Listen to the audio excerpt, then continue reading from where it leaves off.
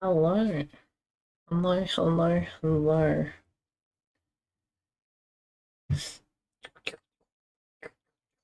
I was in the middle of doing something and I went live. I was like, oh yeah, it's probably a text. I was probably updating the text. That is what I was doing. Yeah, so tomorrow.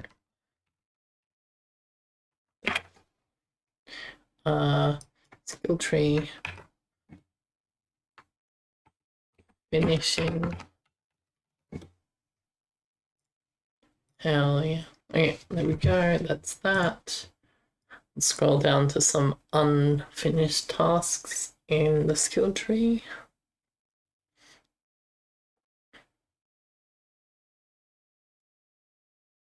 Hell yeah. Okay. Let's pop out the other off-stream things that you can't see.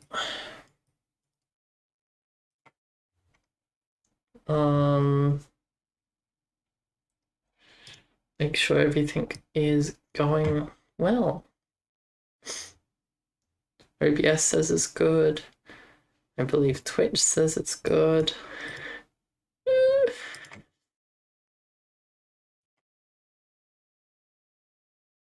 Okay. All right. Let me refresh this. Close these.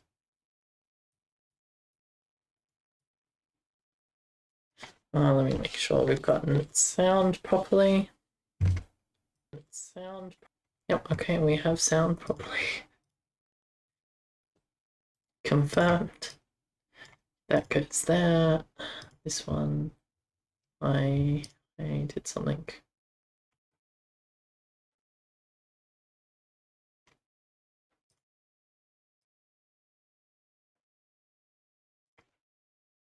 All right.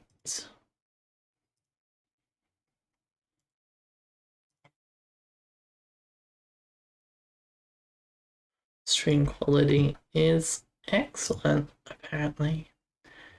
Excellent.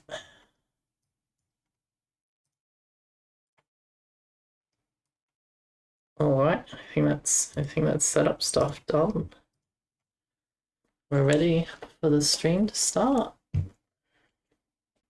Hello, hello all. Hello everyone. Last time we were working on some tea time. And I did work on it a little bit off stream, which is pretty pog. Actually, hang on that note. Let me do a thing in the Discord. Hello, where did it go?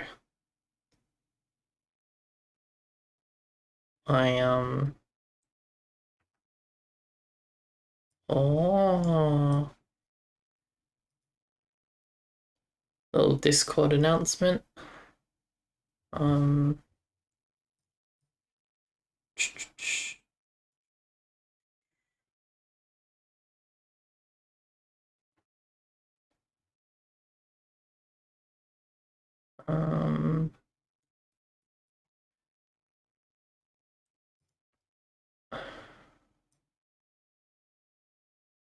Copy. Alrighty.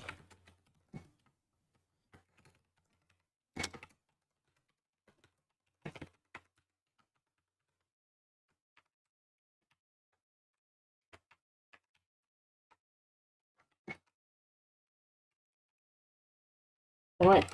We're officially ready. Okay.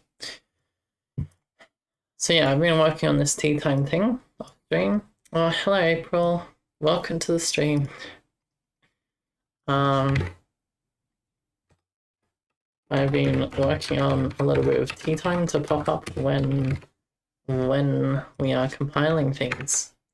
So let's see if it still works, because I haven't tested it since yesterday. And essentially, okay, it did work. The speed is too fast though, so 0.2 I think. 0.2 is what we want. So if we go code clean, if I go run here, we should see like a little image of a little ASCII image of my profile picture that like rotates a little bit along with tea time. With any luck. Yeah, there we go. Tea time. So this happens, we're gonna have this shot every time we're waiting for it to compile. And if it fails to compile, we should... How do we know when it fails to compile? Because basically if it fails, we want it to print out things. Because I think this error occurs... Alright, so this error here, what error do we get usually? Because there's a kind of error that we usually get, and we need a, I guess, okay, here we are. Receiving an empty on an empty channel. Okay, so what is the full error? Because if we get the full error, we can capture that and print nothing, but if we get something that's not the regular error, then we can print out the actual errors and we can like still have compile stuff. So it's just error empty. Okay. Empty apparently. Yes. And so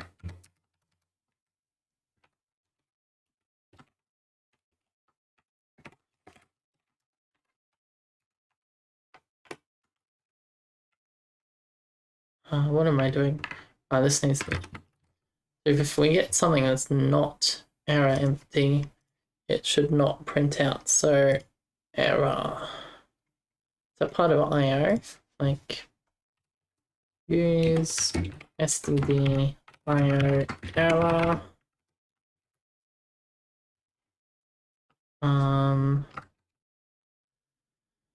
Use struct pattern. What?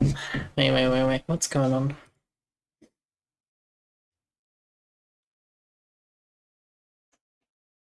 Actually, let's just look at the documentation. It'll tell us exactly what should be returned.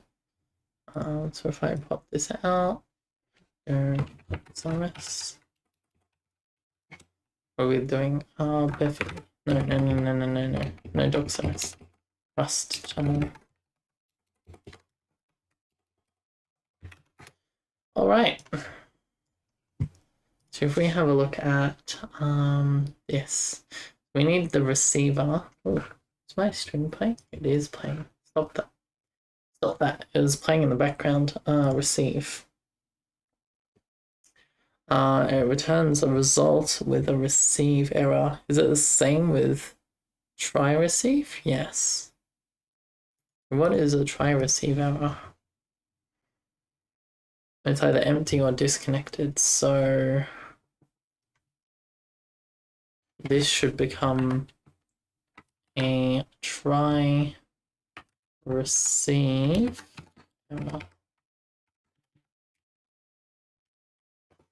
Oh, hello, Mr. Old Player. Welcome to the stream. Welcome. Hello.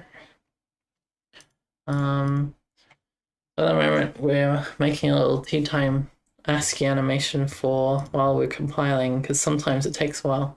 Okay, so we need to import this from sync. Or is it MPSC? MPSC. Okay, so we have a try receive error.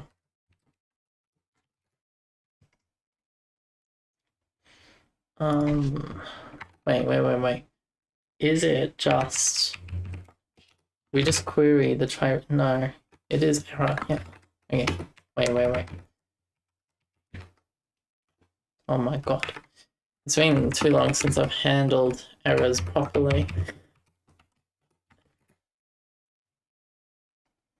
Okay, now I have brackets that are incorrect. Wait, why is there an R?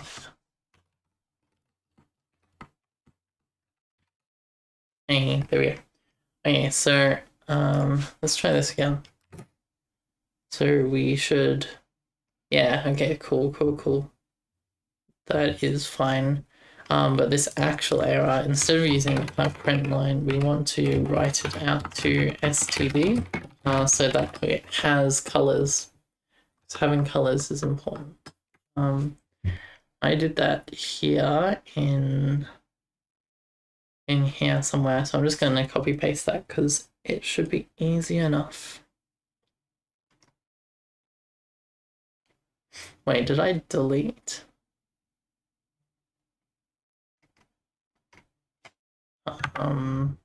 STD out. Oh, I did delete it. Wait. Why did I? A. What is A? A is the clear. Wait, why did I delete clear? Well, like that would explain why I can scroll up and see all the frames because it's not clearing it. And in here, I can just slap this IO STD out and we will be writing all of E.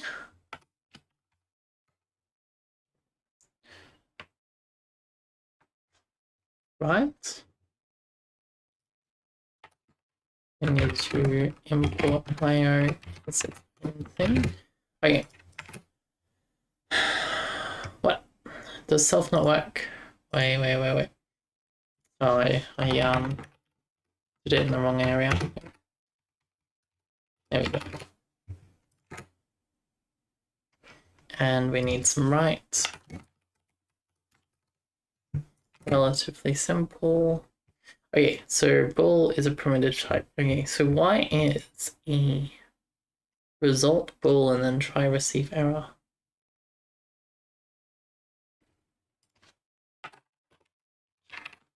So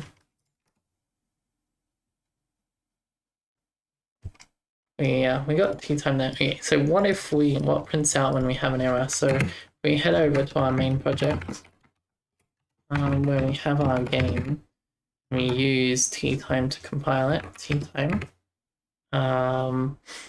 It breaks because we don't have the T time resources. Can we fix this? I mean, we can. Okay, the easiest way to fix that actually is just going to be moving the files themselves, or actually doing a shared link between T-time repo and this one.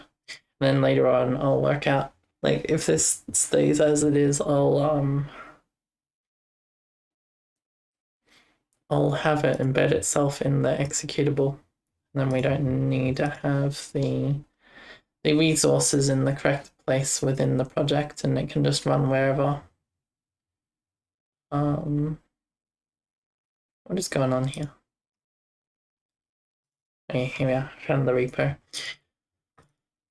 So this is what I need to grab, and we put that inside the resources here. So new folder, resources, paste that there. Oh, actually, I can just do a symbolic link to that file, that folder, my bad. And that way it doesn't create any extra data usage. And any tests I do will have all the resources that when we actually go to use it has resources. Okay, so now if I run it, yeah, there we go. We got some tea time, but tea time was over really quickly, so yeah. Yeah, there we go. It's tea time. We got a little animation, and like it scales at the terminal size as well, so that's pretty sick. Oh, April redeemed some water. Thank you. I will have some water now.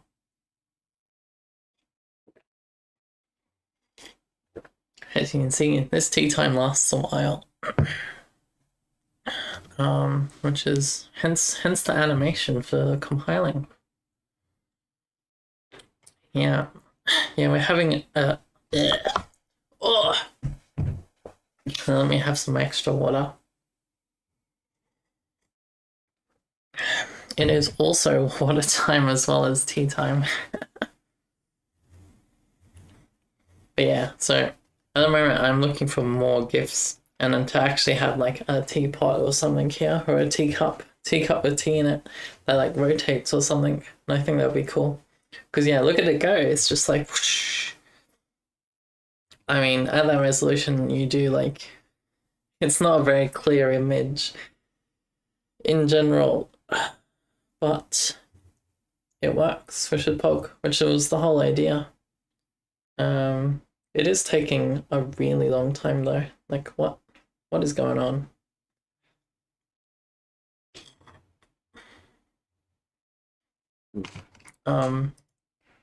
So basically once this finishes, we need to, what do we need to do? We need to break it so that we have a compile error. And if we have a compile error, we can see what exactly is printed out here.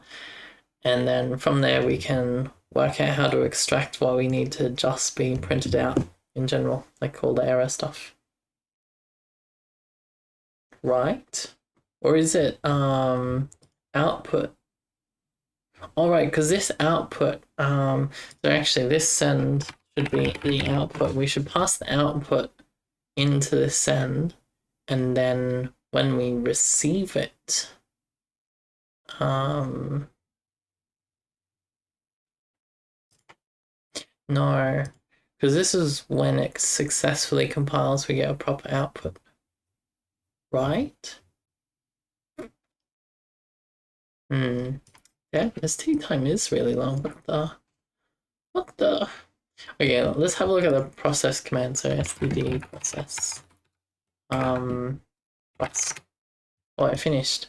Oh yeah, it finished. So how do we have it have? Well, if we remove a dot here or add a comma, let's add a comma. It should fail to compile. Oops. Oh god, why is my computer lagging? What the? Hey, Incurify, welcome. Welcome.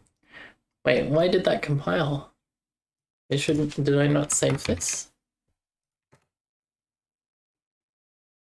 Oh, unless errors are also counted as okay. That could be bad. Yeah, we got a little tea time thing. I mean, like, we just have my profile picture like rotating a little bit, but yeah, we got a little tea time animation for compiling. I'm just trying to work out like the output problem, because at the moment it finishes even if we have compile errors, and I don't know how we can test. So yeah, if we pass output into here, so yeah, output is here, we just print out output. Is there something we can check for inside of output to know if it's an error or not? Because if it's an error, we still want it to print out all the error stuff, so that we don't have to like recompile it each time.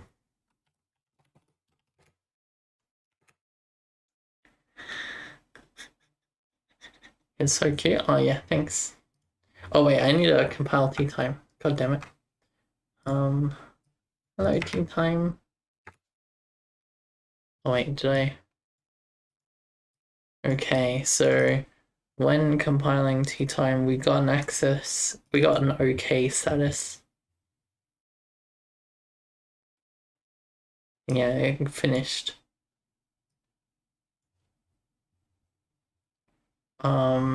Right, we would have gotten, wait, we got an okay within an okay. Oh, so if we send, right. So if we match this output again, and we are matching for, we match for okay anything, and we say tea time is over, and then we get any errors. Actually, let's just go E for capturing all of the errors. And we just print out E.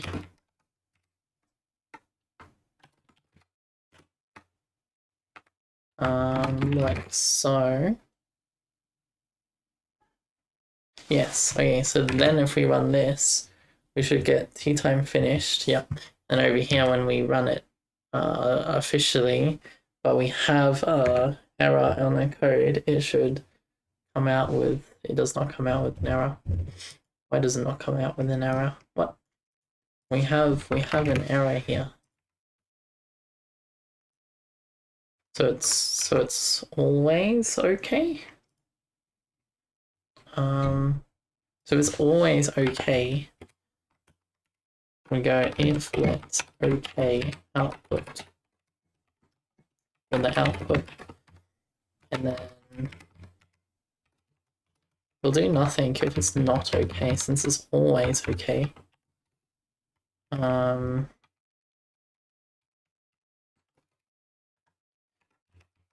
What does that look like? Like what do we need to query from the output to know if it's an error or not?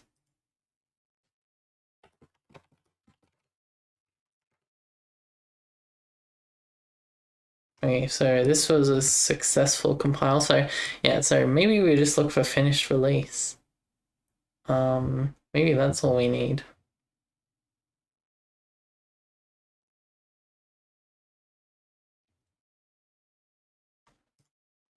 Anyway, let's have a look at what it looks like over here. Yeah, so here we've got like could not compile, and then the thing due to previous error 48 warnings. And this is underneath exit status, wait status.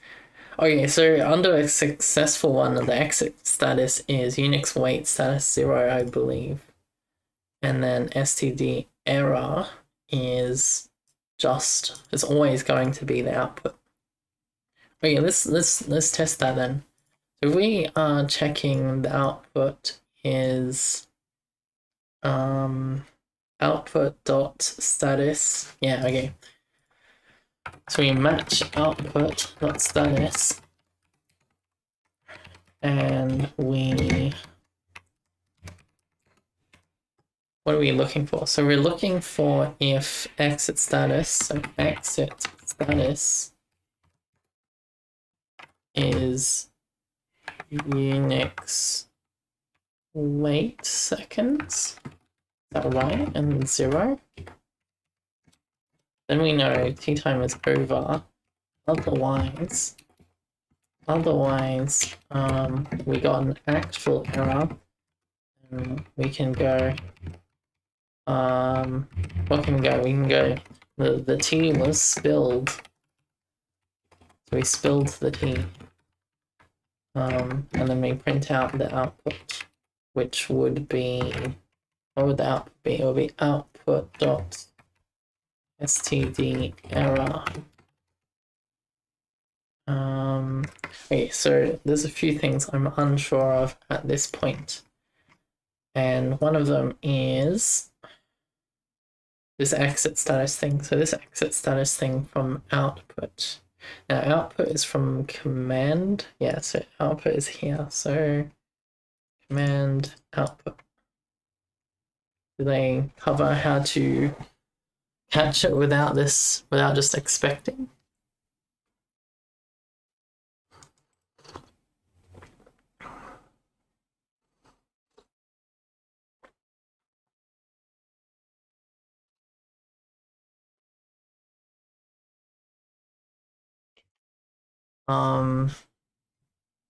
Okay, so that's fine.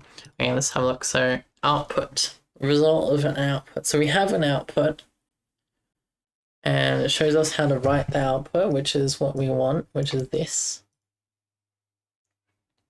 Oh, just dot success. Dot success. Okay, so instead of matching here,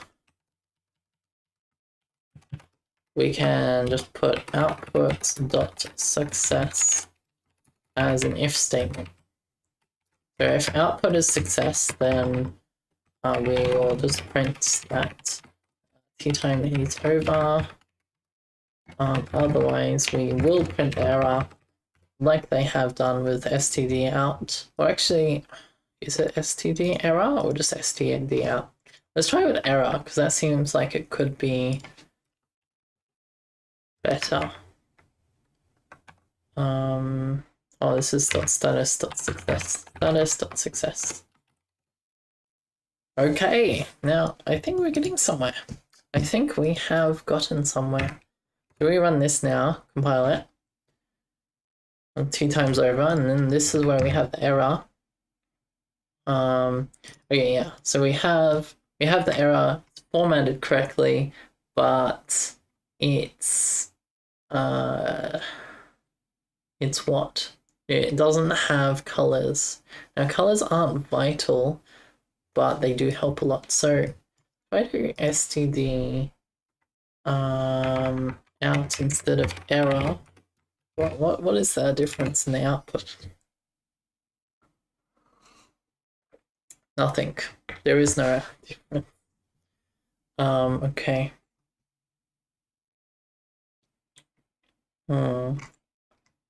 Can we get the colors back? That's something we can do.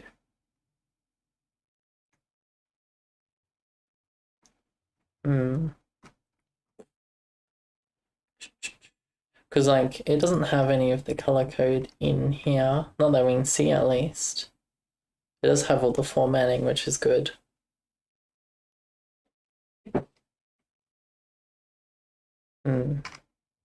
This is interesting. I'm not sure how we can do that.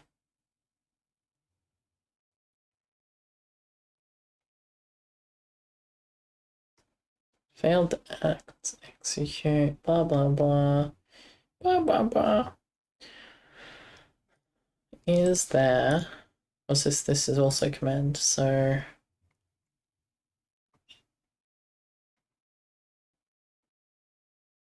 Rust command output.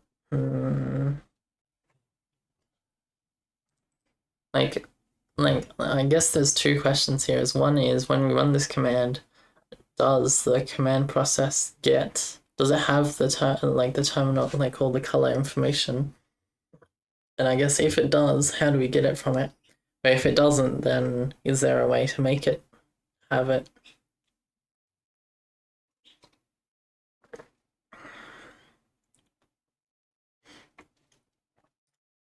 Because like I guess the other thing we can do here is once we've finished, if we run cargo run release, then it will show us the errors and the colors, because this is what it should look like a bunch of yellows, and then if we scroll up enough there will be a red. Yeah, this is the red, and red's very easy to identify because like in here you're like, where's the error? Like, have I scrolled past it? Like, I mean, I know the error's here at the moment, but that's just because I have seen the error.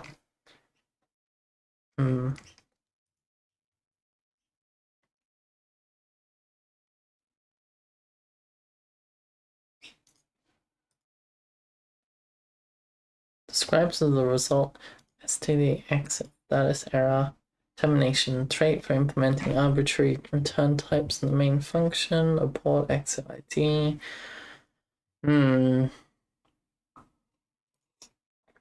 It's not looking good. It's not looking good. Piped. What does piped mean? Piped. Is this just like running in parallel, kinda? With std out, you go echo hello world, and then you do piped output, and then you string lossy. Yep.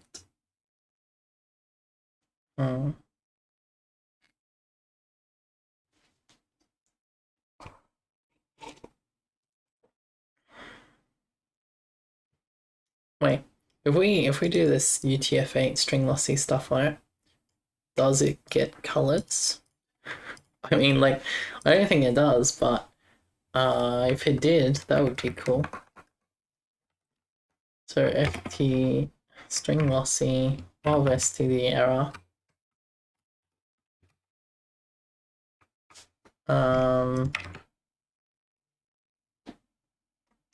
What is the error? I guess the other way we can do this is have it only print out the errors, which would be cool. It would be cool. I know this is the wrong compile thing. This is t-time compile. Yeah, so expected a U8, found a vector of U8. So if we just reference this, it turns into a vector of U8, right? No. We have to do the brackets with the dots. And then what? Found a cow string. Oh no. Expected end of 8. Found A. Okay. We just reference it also. And then is the right all function. Yeah. Okay, so the right all function is wrong. So the right all expected no, like that. So string. Can we just print the string as is? So we go print one. Paste. And we get rid of stdr.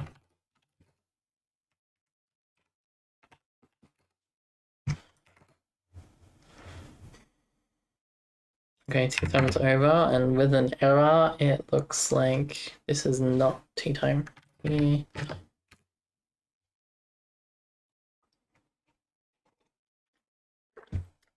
let's move on to the next thing. So, clearly, like, either way, we're gonna have, the output looks the same. Like, we don't get colors even if we use std out, which is kind of annoying.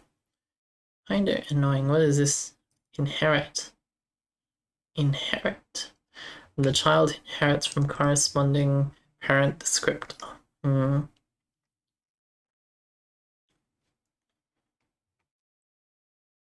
Okay, let's have a quick look. So I look up Rust process command output with colors.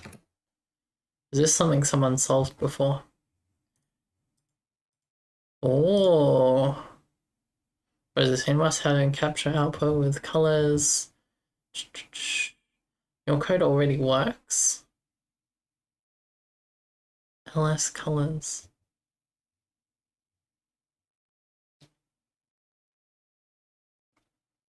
And there's a bunch of junk scattered, blah, blah, blah.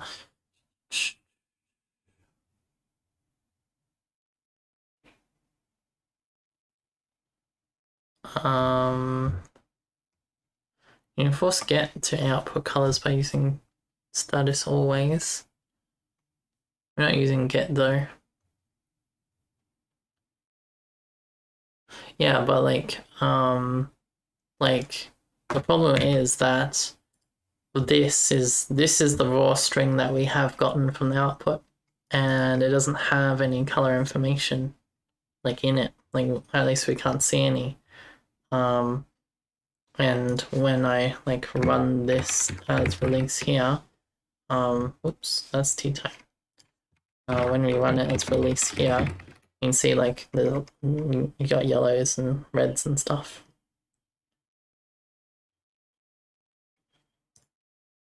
So it's like, how do we force it to have a color?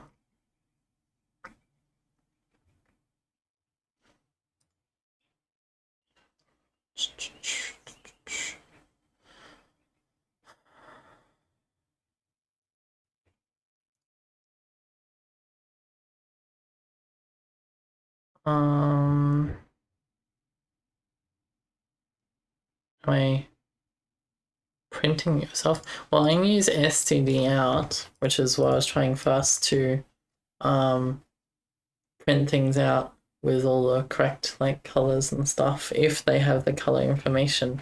But this doesn't have any color information because when we convert it over to string, it doesn't get rid of those. We should be able to see all of the color information, but we don't. And plus, when we do std out, it should pick up the color information and transfer it properly. Oh god, this is bright.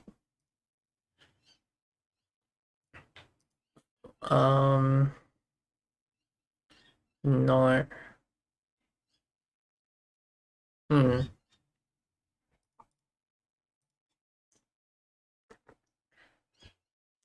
You push a string to str, so you can't add an ANSI. Well, like I could, but I don't want to manually do it because the cargo one already has like the red color, green yellow color, blue color, yellow color. red color. Like when it's printing to the terminal, normally it already has the colors. And when I run the command in here, which is just the cargo command, like this output's where I'm getting all the stuff from. Like, I think it's absorbing the color stuff. Sure, but it still prints it out to the terminal. And so, like, the color stuff is there at some point, but I'm thinking maybe the output function here is like,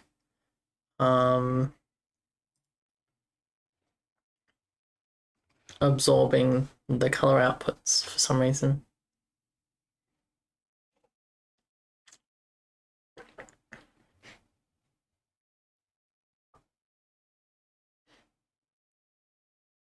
Small point, you can format code blocks on Reddit by indenting for spaces.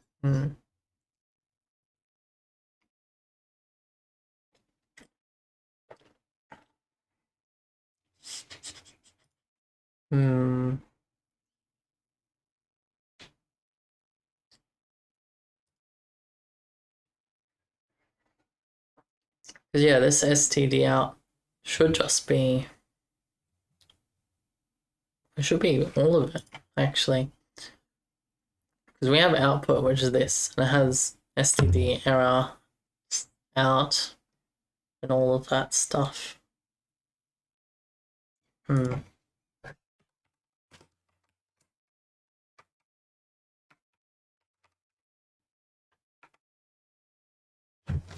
Wait, I wonder. So if we do write all and we put output.std error at the moment,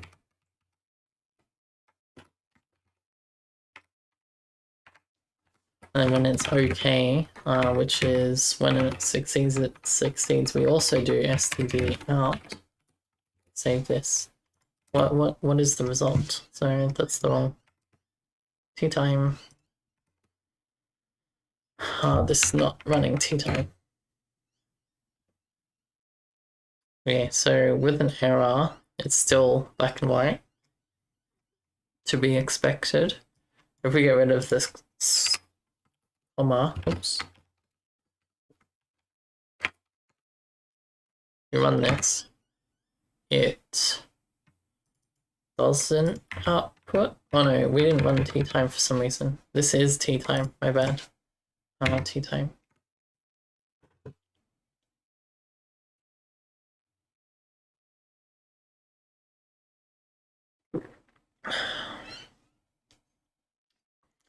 I finished all of my tea just now. In that tea time. Oh, tea time. Tea is over. What? It didn't print any of the outputs. Wait a second. What is going on? So, well, let's print, my God, what the? Let's print all of outputs. So we go output as a colon question mark when it succeeds. Let's compile t time, which is here. And okay, so when it succeeds, we still have stdr, but std error, but std out is nothing. Why is it nothing?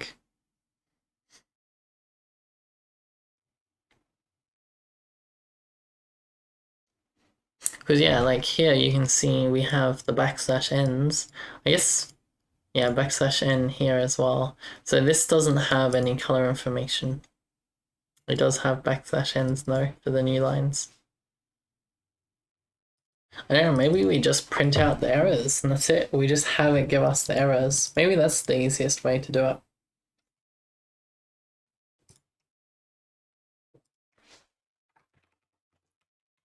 So there's going to be no errors here, so we'll just comment that out.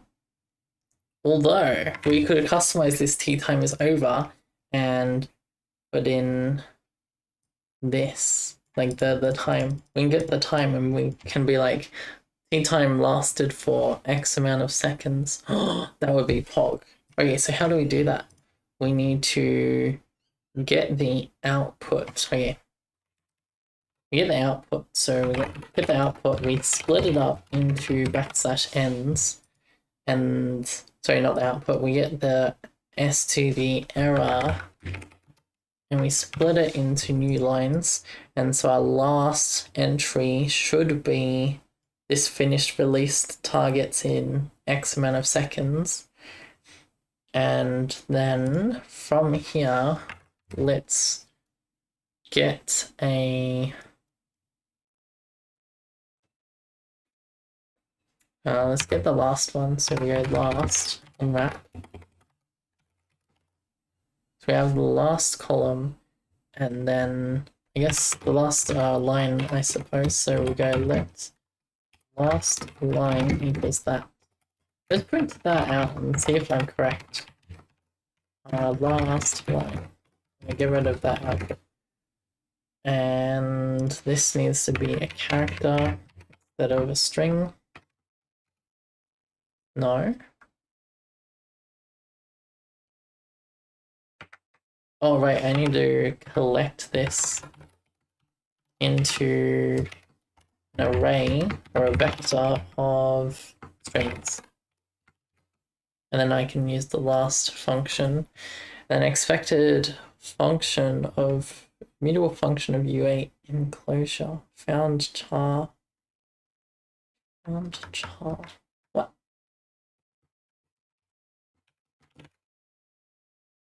Wait a second. Let's run ttype.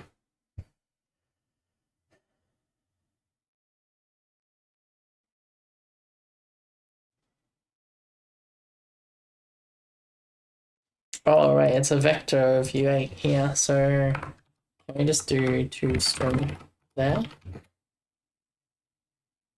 Does not implement display.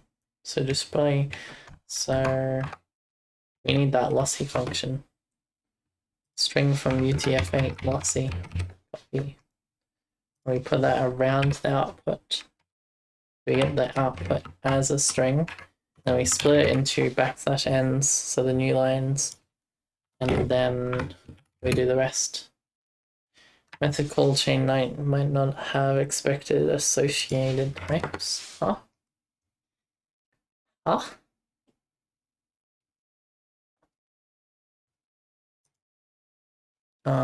Do I just need to like back this and then go std string?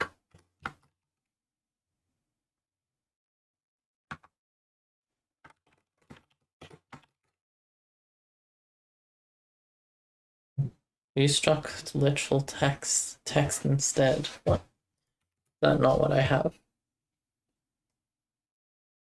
You know what? Let's not do it the complicated way. We just have s and we go s.toString. Simple. Temporary value was borrowed. Oh, I see.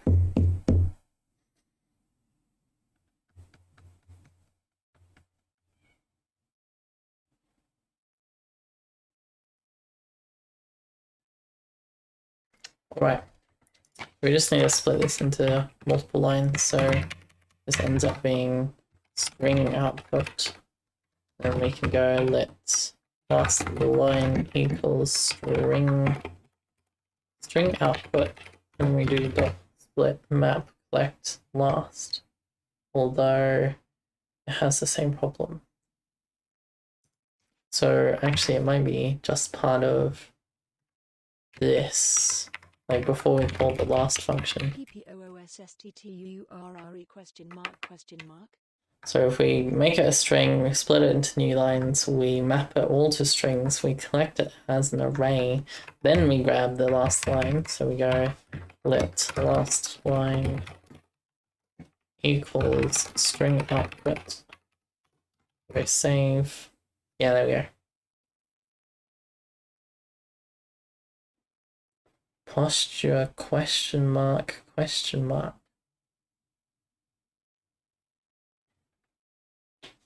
What do you think? You know, by not forcing me into posture, you're doing me a disservice. Let's put it that way. Hello, Stocks. Welcome.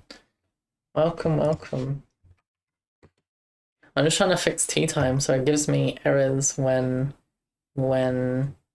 okay, so last line is simply a new line, so we don't want last actually, so I'm gonna have to index this by the string output length minus, I think it's -2, because string output length -1 should be the last variable. So if we slap a 2 in there, and it wants me to borrow it, why do you want to borrow it? I'll just do a 2 string. We get the borrows. Oh. Posture check was redeemed. Okay, let me get up the timer. Oh, it's still there. Damn, what the? That's pretty good. Wait, is it slightly off screen? What is going on there? Posture check. Posture check. Wait, their filters have been messed around apparently. So let me just bring the bottom down a little bit. Let's go 550. Close. Transition. No, that did not help it. Or did it? Okay, there we go. We have some posture checks. So let me get forced into a posture of greatness, and then start the timer.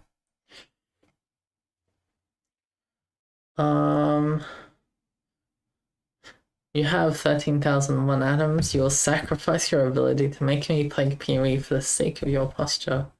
Oh, so do you. You got to start using them.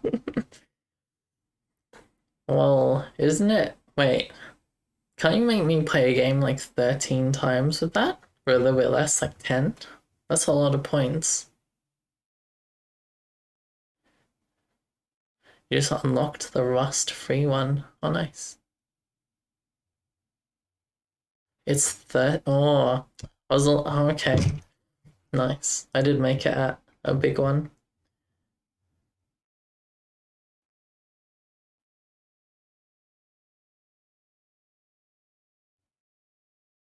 The rust-free life. You just unlocked the rust-free life one down. You all have so many points. That's crazy. It's wild. Okay, so tea time. This is tea time here.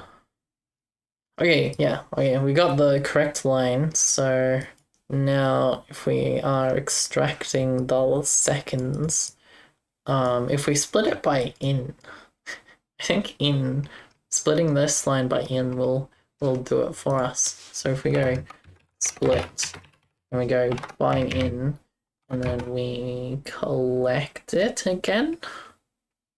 We have to map and collect it.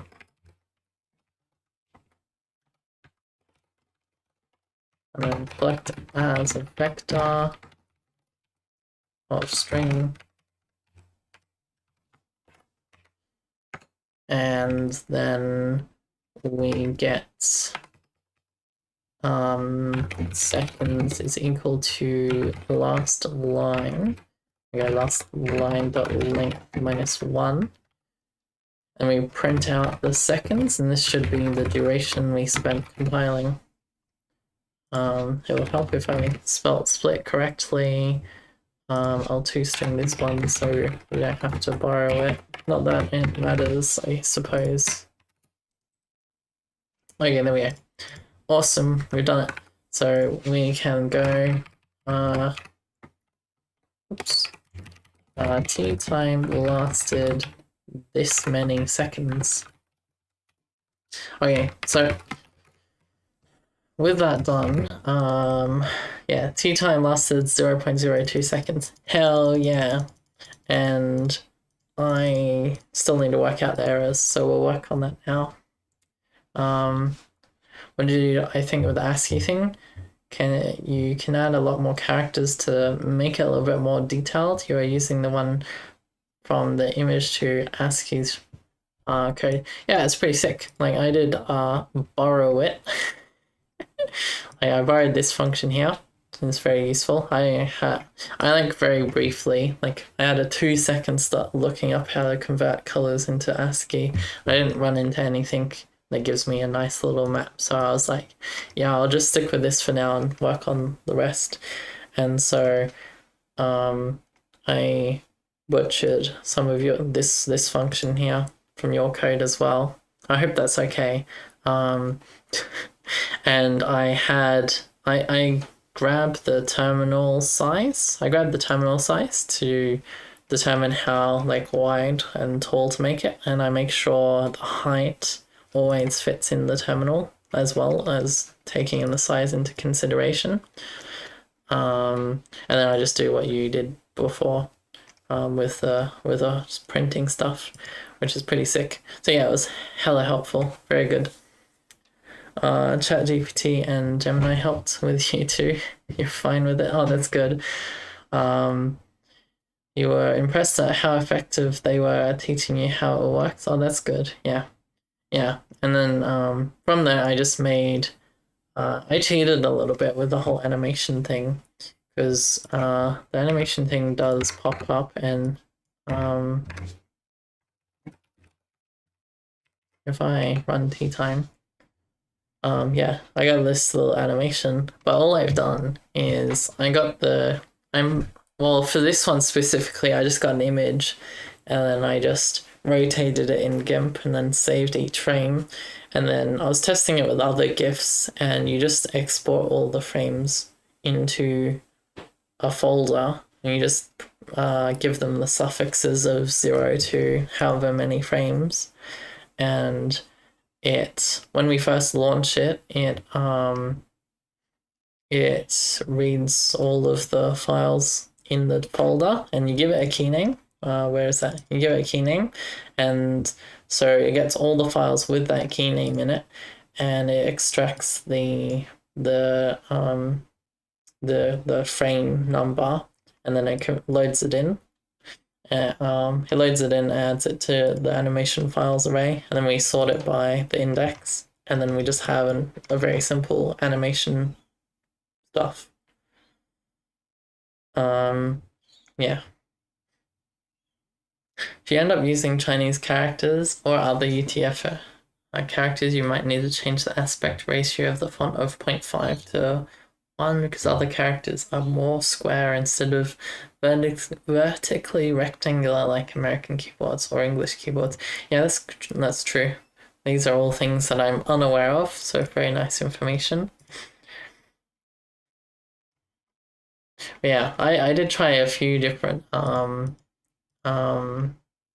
GIFs that are out there, and at least with this ASCII conversion thing, it does definitely have some flaws, because there was a really nice animation that I found about coffee. It was a coffee animation. Let me see if I have it still. So I was just using this for testing and not thinking about release, but this is the animation here. So I tried this, and basically, because the background is bright, you lose the cup. You lose the cup because of all the interpolation stuff. And so this kind of animation just doesn't work because it's all too bright. Or I guess the background's just too bright. So it definitely has flaws, but it works. Like, it's pretty cool. Very useful. What is this? This is our game. Okay. So why is it taking forever to compile? Okay, so once this compile, we can work out how to extract just the errors, since we don't have colors. But yeah, tea time lasted 2 minutes and 49 seconds. Nice to know. So I might purposely add an error here on this. You need more characters since it's ranging across the amount of characters in the set. I think, yeah, more characters would add more levels of incremental precision of grayscale. That's true. Yeah. Yeah. Currently, my biggest flaw with all of this is I still want the errors to pop up at the end, and with the with the with this command output thing, yeah, it seems to get rid of the color aspect of it. And I'm pretty sure I've checked properly. It doesn't even have the color codes in there from this output here, and I'm not sure how we force it. And so that's going to be annoying, scrolling through all the warnings and trying to find error. So I think for now, I'm just going to look for errors and split it from the error to the next warning, and that should give me the whole error, and then we'll have like all the information involving the error plus the formatting. That is the idea anyway. So we need to make it into a string so we can do the shenanigans. So I just grab all of this and copy that, paste it here. Okay, so we have the whole output string here, and do we split it into warnings or do we split it into errors? I guess errors.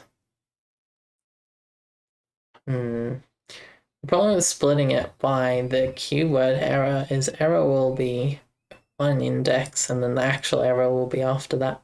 Oh, that's fine. Wait, that's fine actually. That's great even. Because if we split it into errors, Rust Rover. What's Rust Rover? I have not tried Rust Rover. If we split it into, what is it, error colon, and then we go map a to string collect as a vector of strings. So here we can guess that every error is going to be every even index. So 0 will be an error, 1 will contain the error plus all the warnings up until the next error, and then 2, index 2 will be this error, and then index 3 will be the rest of the error plus the warnings, and so we have let errors equal that. Sublime doesn't have inline hinting for you, so I tried it and it's really detailed like mine. It's the latest IDE by JetBrains. Oh, nice. Wait, is JetBrains their actual company name? Because I remember the JetBrains IDE, and that was something. I don't think I ever used it, but I often had it installed because it was like one of the default Ubuntu things. But yeah, that's nice. Yeah, this inline stuff is very helpful. It's very nice. Like, I do use it occasionally, or even more than I think about it, because I've just had it for so long now. Yeah, they make IDs per language. Oh, nice. That's cool. It's like that has merit. I mean, obviously it does. They are still around, but that's pretty neat. IntelliJ is their most popular one for Java. Nice. Yeah, I have heard IntelliJ quite a bit. Okay, so first things first is the flaw in the whole plan here is this last error will be the odd one out. So if we take away the very last the final error from this array, so we get errors. Can we do a dot take? We'll take away errors.length -1. Is that how take works? It's been a while since I've taken something from array specifically. Right. This is not the string. I need to grab. Okay, so I need to. This write all function we will need for at the end, but we will need this. We'll need to get the string from UTF-8 lossy here. And then we split it by error. Okay, so take it's not an iterator. Wow, I forgot how vectors work. Because like if I iterate over it and I just take the last one, will the rest of the string be fine? Or does it take ownership of it? Like it'll take away the final line for sure, but does errors not have the last line? I guess it won't matter. We can make sure it doesn't matter. Actually, we can test this. So if I just print the length, so we go errors, like, I mean, by the fact that we don't have to borrow it we don't have to borrow it mutably for this iter and take. I'm guessing it doesn't actually take it away from the array.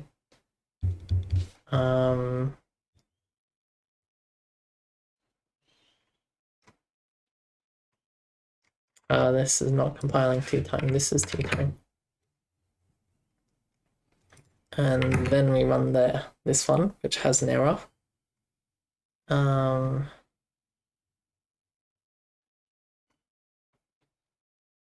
3. Yeah, okay, it doesn't take it away.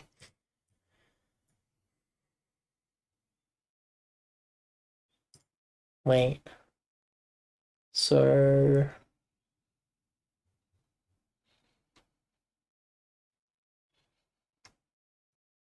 Wait, what?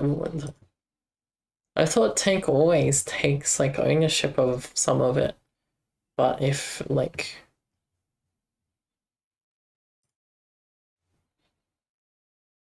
am I thinking of drain? Yeah, I'm thinking of drain. Okay, don't worry. Don't worry. So draining returns what was left over. Okay, yeah, so if we drain 0 to 1 below the length, final error should be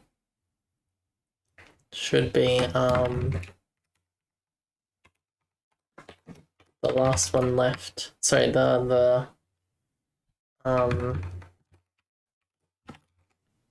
should be the last line, and then yes. Cannot borrow errors here mutably.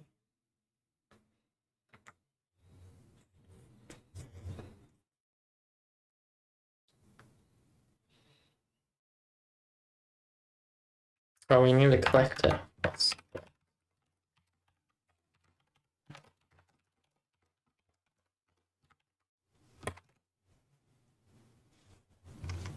Let's see if that works how I think it is.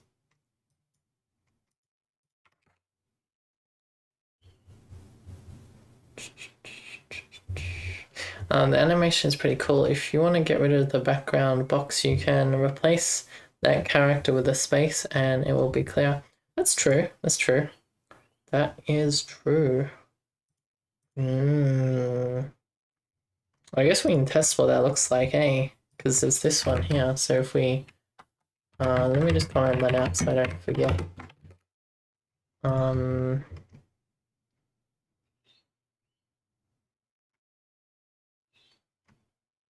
3 and then 1. Okay, so this is doing it. It has done it the wrong way around, so 3 and 1. 3 and 1.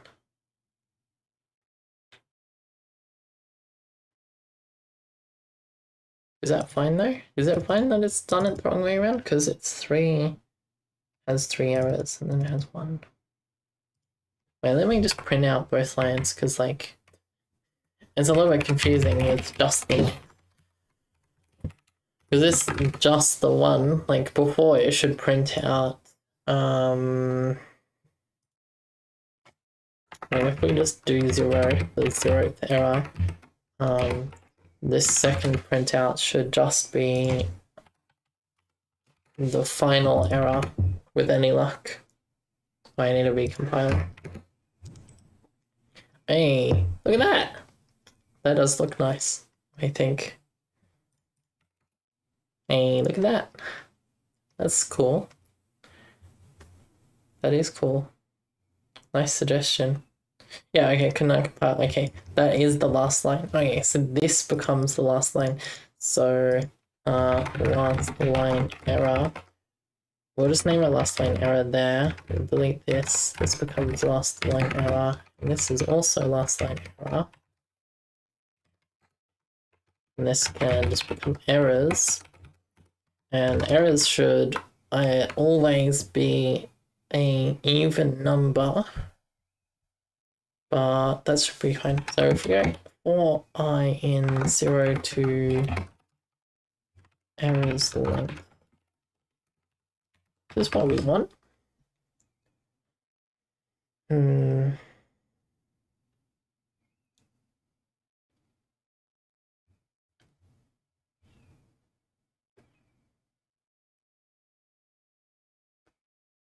So we need to split every second index here by warning and take the 0th and add it to the one before it. If that makes sense. That seems like it doesn't make sense as I had just said it.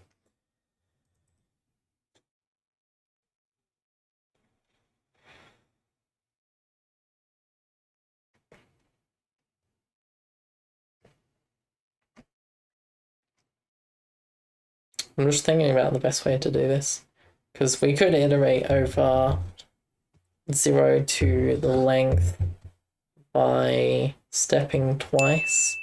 Oh, my posture check's over. Nice. Oh, that's pretty pog. I had kind of forgotten, but I haven't actually... I mean, I did lose my posture check a little bit. A little bit. Not too much, though. Not too much.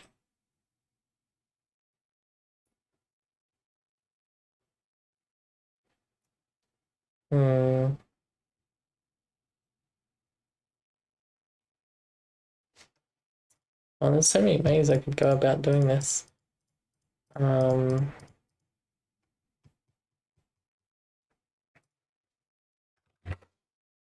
Step is a thing, isn't it?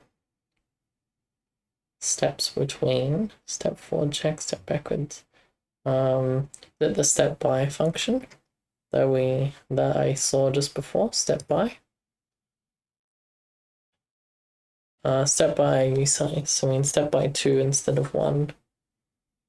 Does it start at 0 or does it start at 1? Probably starts at 0, right? Yeah, 0, 2, and 4. This is kind of what we want. Sure, let's do that. But it has to be an iterator, so it's like, can I just do the step by here? Step by 2.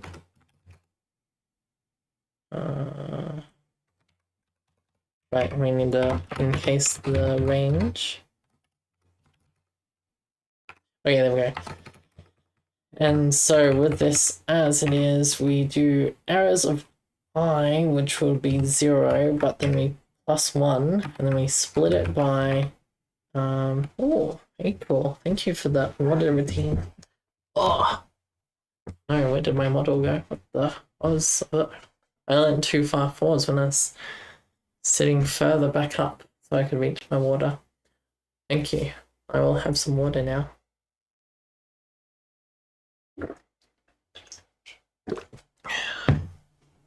Alright, so every second one we need to split it up by a warning. And then we need to grab the 0th in the array, because basically we'll have an error, and I'll have a bunch of stuff, and then I'll have this warning. And so the bunch of stuff will be 0, and we need to add that to let final errors equal blank string. And so here we'll just go final errors, and then we get the new error. Oh, we also get errors at I. We put all of this into a little format thing, so we can make it a string. So we format it as a string, and we just put them all beside each other. And we go final errors is equal to that. and then we just write out final errors, right? And that's it. Final errors. Oh, and we also add in we also add in the last line error. So last line error.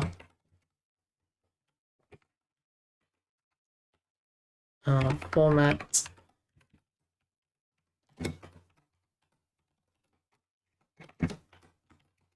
We need to make final errors mutable. That might help some things.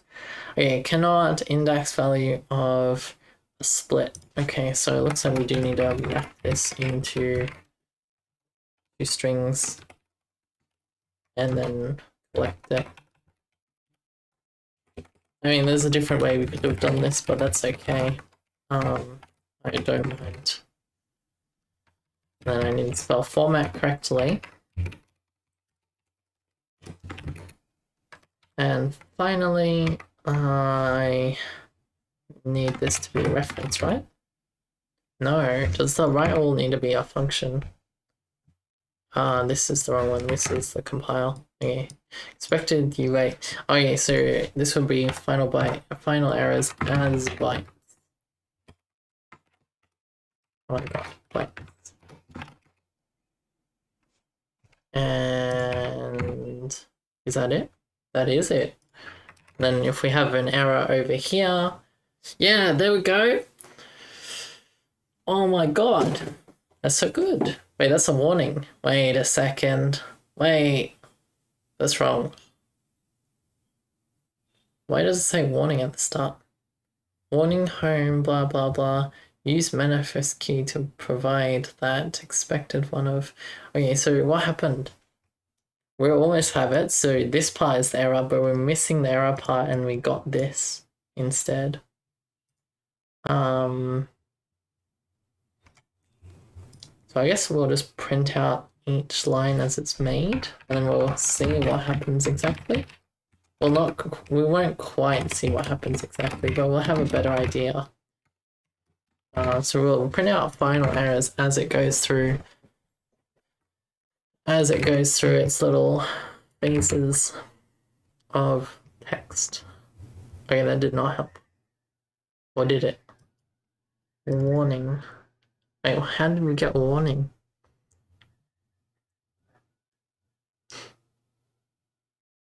We're splitting it by warning. Okay, so maybe this split thing is not working how I thought it would. So if we just comment out all of this, and let's print out all the times we split it by warning, and see what the results are. Because clearly one of my assumptions is incorrect.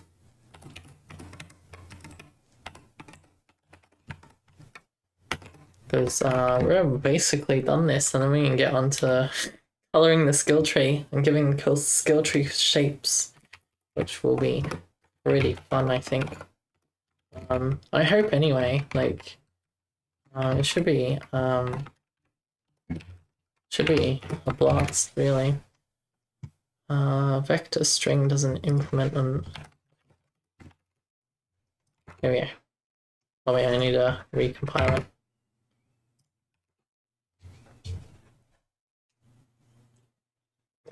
Alright, so this is what we have. Expected. Wait, unless there's a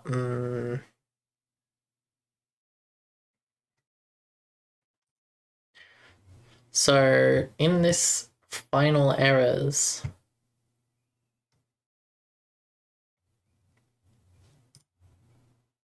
we're splitting by warning. We're passing in last line error, finding warning after that. We're grabbing 0. And we're also grabbing errors of I. Wait, our errors of I. Is that gonna be? That shouldn't be warning. Okay, expected one of the following. Produce found. That is all an error. Where does the print line end? Yeah.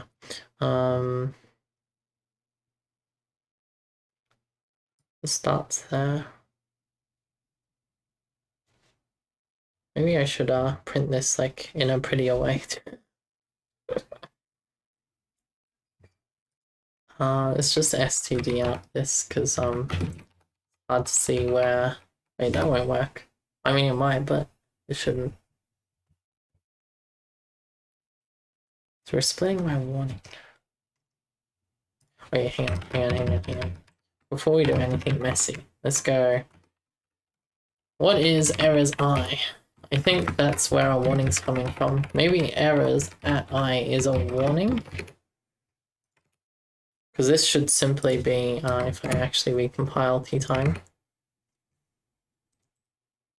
Yeah, okay. It is a warning.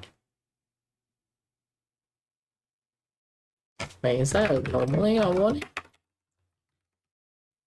Because, like, where is that actually? Because this error, oh yeah. Oh, it happens before. This is why we're getting the warning thing, because it happens first. Provide. What is provide anyway?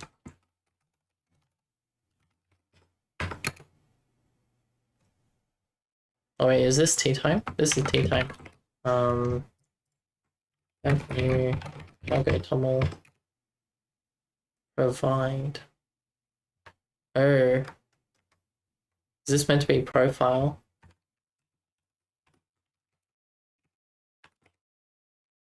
And then when we compile it, normally it doesn't have that anymore. Wait, it does have the compiling part though. Does that matter? Like,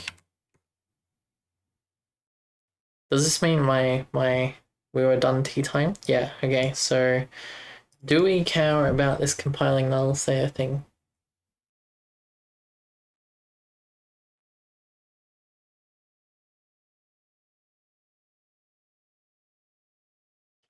Do we want it, I guess, is the thing.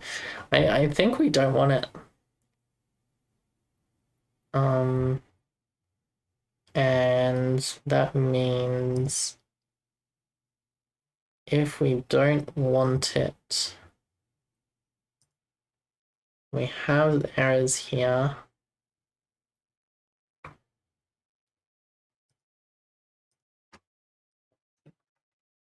We need to, this last line error needs to be further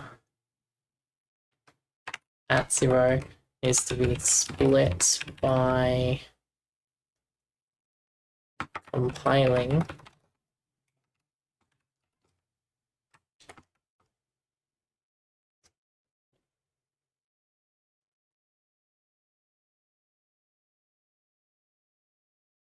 Wait, hang on. This is part of errors. Oh, wait. So this last line stuff's fine. This last line stuff's fine.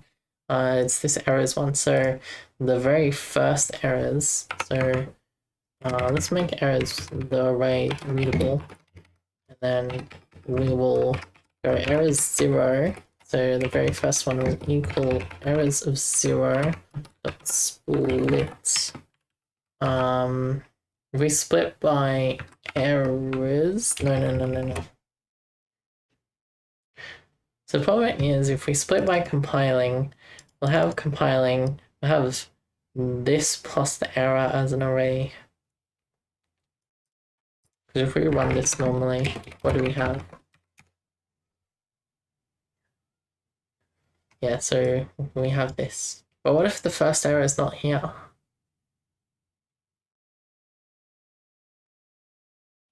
Does this matter?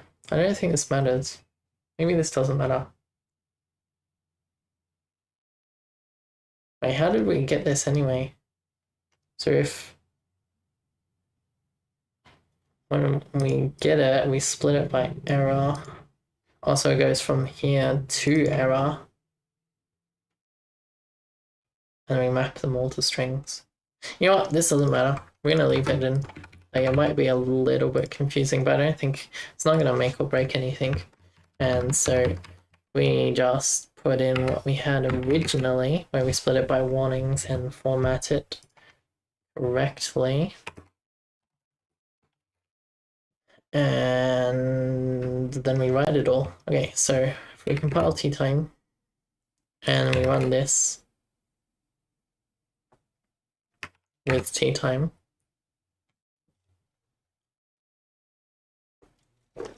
okay, so we have lost the errors thing, so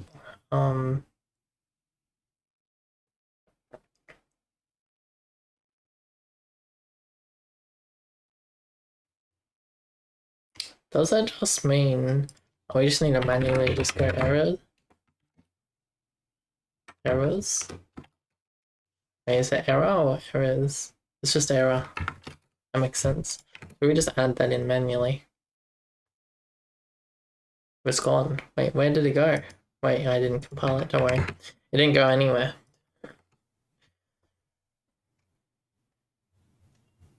Wait, there's a big space. Oh, because this is that first one.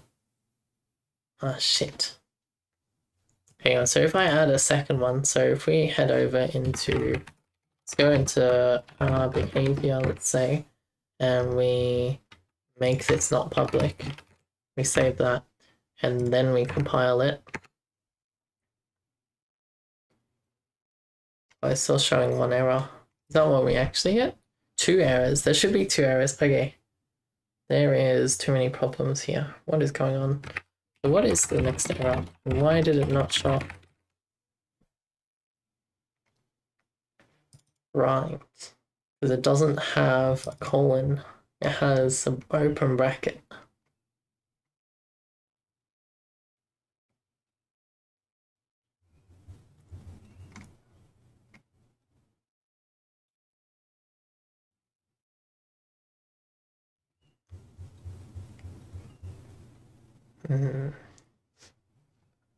So we split by only error instead of the colon. Like, we might have some false positives because we might have error in our game for like error handling, but maybe that's okay. So this is not right. T time is here. Then we run T time over here.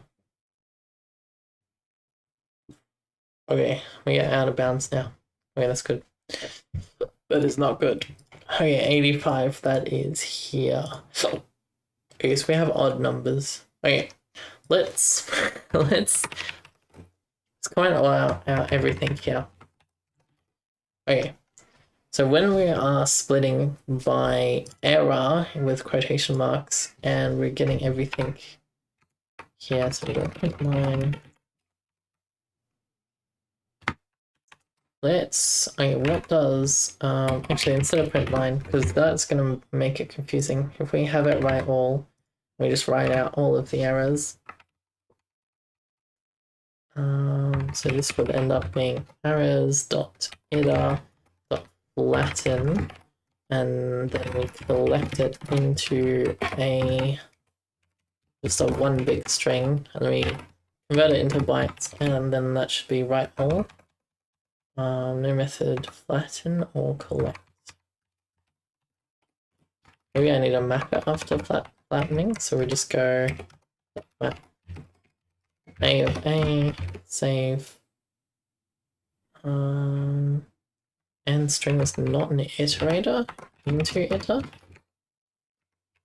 Okay, why is string is not an iterate? What? What?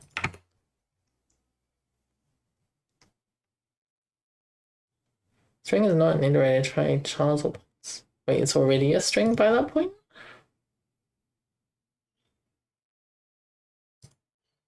Errors. Errors should be a vector of string. Hang on, can I just like as bytes it? Yeah, it's a vector of string. So can I just flatten it without iterating over it? No. So if I do iterate over it though, it tells me it's not an array, and string is not an iterator. Well, if we map it, A of A. Actually, I don't need to flatten, I just need to collect it. That's probably why it's giving me hassles. Hassles.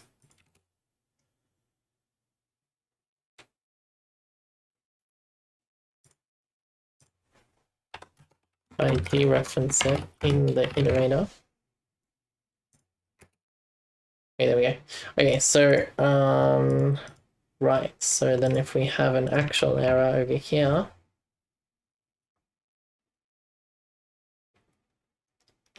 okay, so what we're looking for, so this is errors as it is. Okay, so this is where one of the errors is.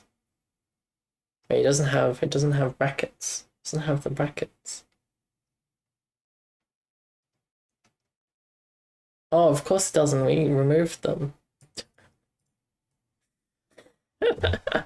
We removed them. Ah.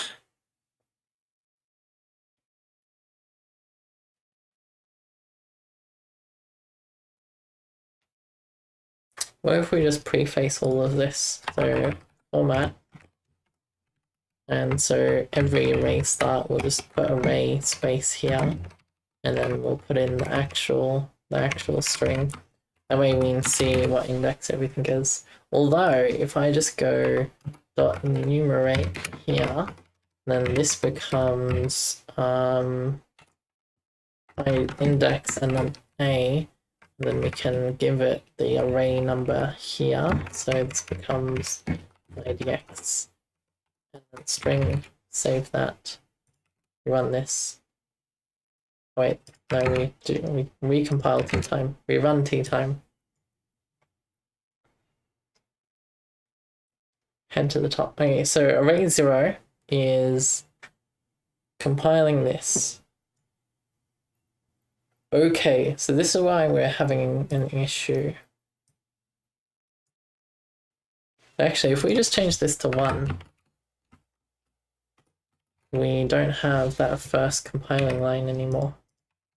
Right? Oops, that was not tTime. Okay, so array 1, or array 0, sorry. Array 0 is the error, yep.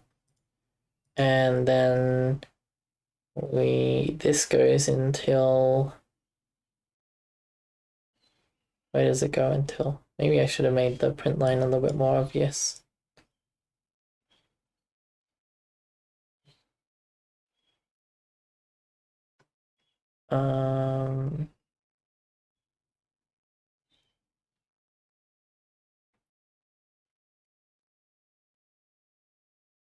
Well, that's 3.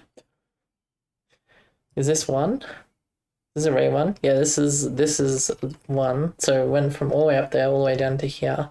This is an error, and it has note, and then help, and then the next warning, which is fine. And then, wait, where's 2? There is no 2. 2 is here. Oh, that's another error. Because if we have a look at this try Rust-C explain stuff, we go cargo release. This is going to be like a false positive thing, right? Yeah, more information about this error.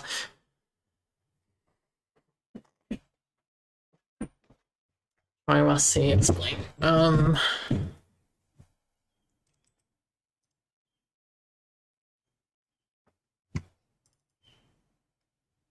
Because, I mean, this still follows the suit, because we have an error and then we have a warning, and so we just cut off the warning.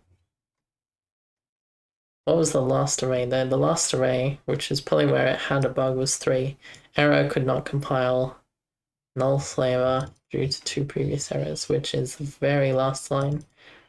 Wait, why do we still have this last line? Hang on a second. We just get rid of this, so we go that one. We do -2 instead of -1. That should get rid of it. Oh, this is not tTime. tTime, please.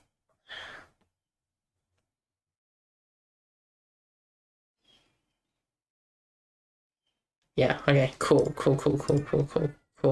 So if I comment this out, because we have the print lines that we've debugged, and then we put in this, we re-import the array that iterates 0, 1, 2, 3, and then we print out the final errors. Does it just magically work now? Please? Right. 3. The index is 3. How did we get to 3? Oh, right, because I plus 1. Because we had 2. We went 0, 2, and then 3 was nothing.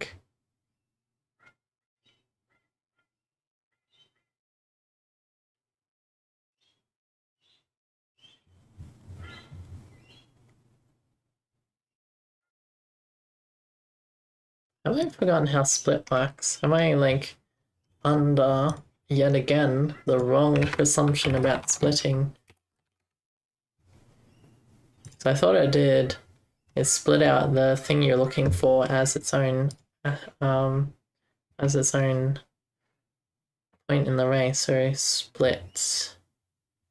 And split off. We could probably use split off on a set size. Okay, split. Okay, where is split? Or is it one of these functions here? Here it is. Split. Okay, splitting. Blah blah blah. Okay, so if we split at x, we get nothing because this splits out of the space. Oh, it deletes what we split. Does it? Split x. Okay, if we have 2 in a row. Okay, it deletes what we split. That's why I am getting muddled up. So that means they all have the warning. So actually, we don't want I plus 1. We just want I and final errors. Yeah. So here we'll go error and then have the rest of the split warning. Then we only have 2 parameters instead of 3. And we don't need to iterate by stepping by twice anymore. I think this makes sense. Did it compile?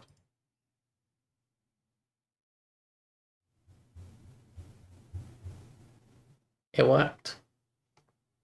It worked. Okay, so first things first is I don't need this. I don't need the colon, all the spaces, I don't believe. Do you like the way the doc sites works? You find scrolling through a bunch of methods or enums can be annoying. Yeah,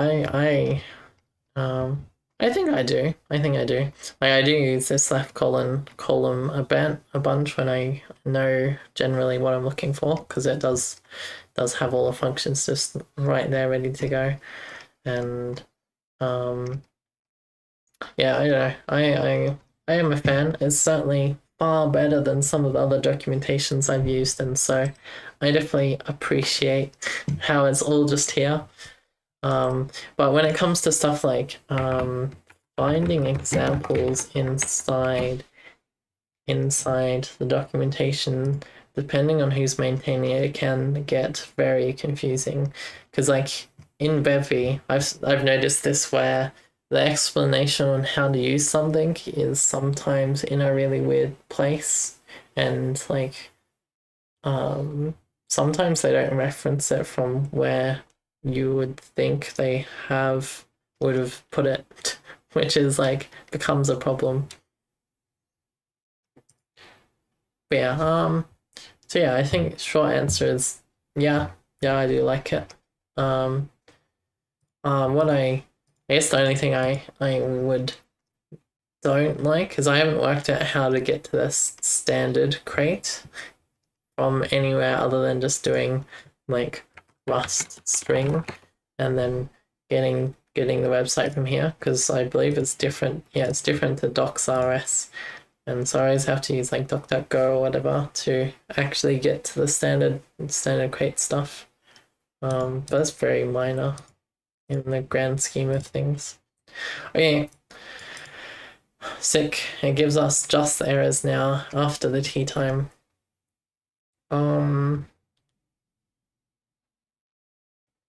Pog. All right.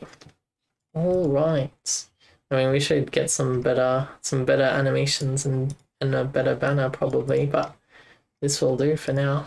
This will do. Let's just get rid of everything that I've commented out.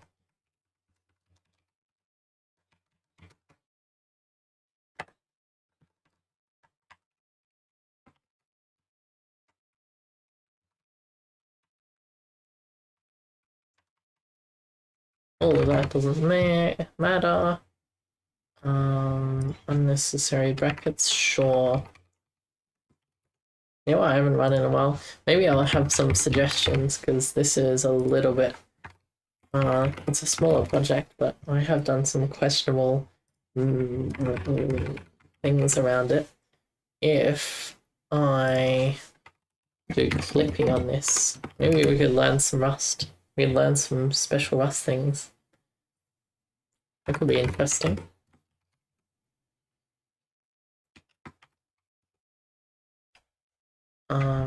We don't use error apparently. Fine. I just get rid of all the warnings here, so unreachable. Sure, we'll get rid of that.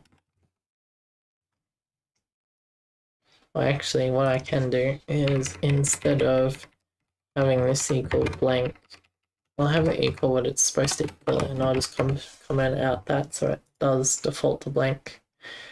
Get rid of all of this because we don't use it anymore. Or we never use that code actually. I just didn't want to read it from Discord. Like that.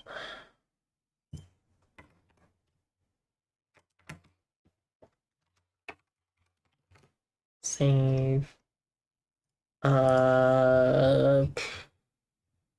That's fine. Get rid of that. Sure. Sure. So actually, if we head over to tea time, how do we run Clippy? I've forgotten. Is it just cargo Clippy? It is just cargo Clippy. Oops. Okay, so what does Clippy tell us to do? What Clippy improvements are there to be made? So Clippy says underscore image because we don't use it in 44. Sure, we can underscore image. Save. It also says make \n a character in main. Sure. That's fair enough. It is a singular character. It also says libviral is only used to index errors. 68. Right, because we don't actually do anything weird with this anymore. So we get error in errors. And then this becomes error. Okay, that's fine. Final errors as bytes. Or we get rid of the reference. Apparently Clippy's happy with it now. What is the like hardcore Clippy mode? Oh, here we are. Pedantic. That's what we like. I don't know if that's what we like, but I like looking at the pedantic one because often it has interesting things. Okay, image to ASCII at 38. Okay, so this already looks interesting. So, what does it do? Casting U size to U32 may truncate the value on targets with a 64-bit pointers. So what does it suggest to do? Oh, it says try from. I mean, we could. I mean, we don't handle the error correctly, so, like, not gonna come. Oh, this is a bit controversial. This was not around last time I was using pedantic. Putting the variable inside the string. I didn't even know we could do this in Rust.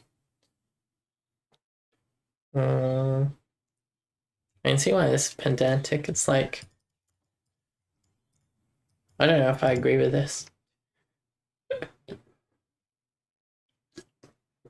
Item name ends with its containing module's name. Is that bad? is that bad.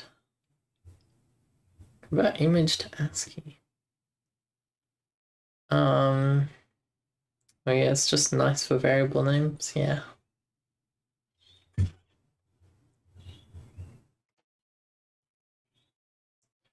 Image to ASCII. Hang on. Wait. Item name ends with its containing module's name. Oh, right. Because it's converting in the module. What the? How does it like? I mean, like, um, um, uh. Honestly, I'm surprised. Like, it picks up on that. I mean, like, I guess I'm not, but like, that's not something I would have thought it would be looking for.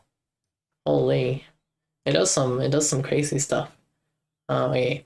What it does, detects names that are prefixed or suffixed by the containing module's name. Why is it bad? Requires the user to type the module name twice.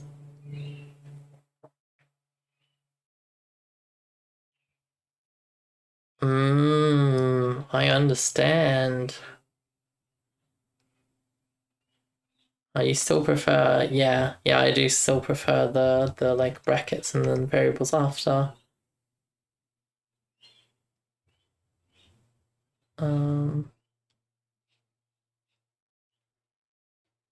That's cool. That's cool. Very nice. Oh shit. Why did the window head over there? Okay, what else does Clippy want to teach us? Do I even need this anymore? I don't know. Maybe.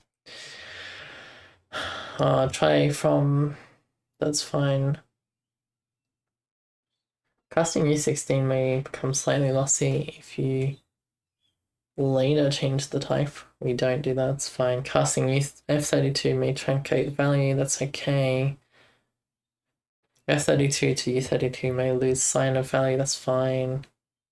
Loss of precision, also fine. Loss of precision, fine. Empty string is being created manually. Oh, a string new. I mean, I should probably get into the habit of doing string new. That's probably a valid point. I guess it does feel weird sometimes, but sure. Variables can be used directly in the format. No. Wait, what's this? This match has an identical with the wildcard. Doesn't matter. Oh, this is the one I was trying to do earlier. Oh, sorry, almost. So it's string to string. Okay. So this is the weird one. The weird one with mapping that I've run into quite a few times actually. Where is this? 47 in main. 47 here. No, this is 60. It probably references 60 as well. I mean, 47 is this one. So what, we just replace all of this with std string to string. Do I need the smaller function? I do, to string. Yeah, this is kind of weird. Like, it's like, I guess it doesn't make, I guess it makes sense actually, because this is just a function, so it's like, oh, just apply that function to everything that we've passed in. It's not that weird then. It's not that weird at all. Oh shit.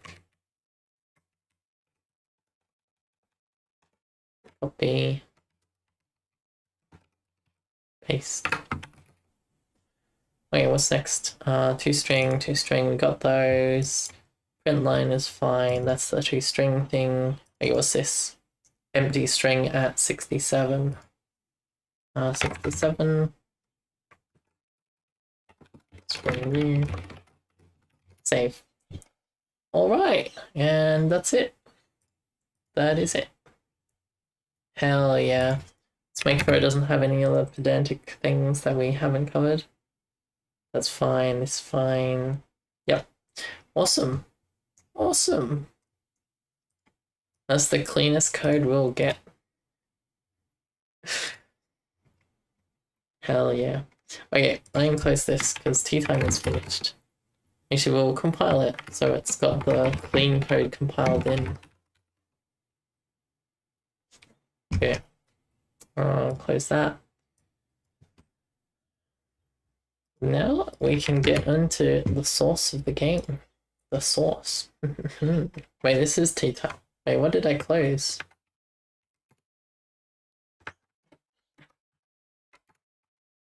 Tea time, please. Hey, look at it go. Okay, so game at 56. Maybe this will help because I don't have to scroll anywhere to get to the... So maybe adding tea time will save me more time than it took me to just do all the weird stuff with errors and outputs. In the long run, surely it will. Wait, there's an error in the enemy? Yeah, wait. That was in behavior. Enemy 246, aggro range. Alright, that's just because this is private. That's fine. Oxy... Ox, Mr. Colonel, welcome. What do I build? I am building a video game, which may or may not have been obvious, and basically it's a mixture of Path of Exile, Twin Stick Shooter, and Vampire Survivor. And it's all about crit effects. So you shoot your bullets, and you get a crit, and you do special crit effects. Actually, I need to make tea time run this. Anyway, so if I run this now, so if I go and as we can see, basically I need to change this background because holy, this is so much worse than I remember. Basically, we have this skill tree, which is what we're working on today. Which we're going to change the colors because they all have special effects and they do special things around your crits. And yeah, I guess that's basically it. All the green stuff is like corroding. So when you crit with acid, you get the corrosion mod. When you crit with bolts, it does like little lightning arcs, which is pretty pog. But that is what I'm building. But before that, just before that, I was building Tea Time, which is a little animation to show while we're compiling. The bolts look weird. Like we removed bloom because HDR was enabled, and now the bolts look kind of. They don't look good. They don't look good, which is kind of sad because they were looking hella pog. We'll have to look at that later because they are looking pretty like bland. What the? Let me just make that last change to tea time. We need it to actually run the game once it's finished compiling.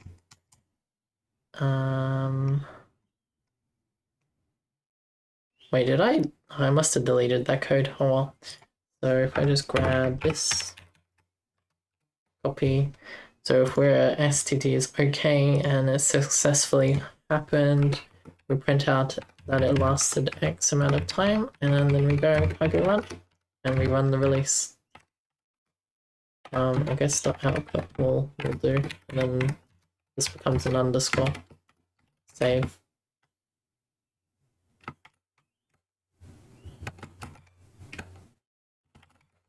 Cargo build release. And then we run tea time. Wait, that did not work.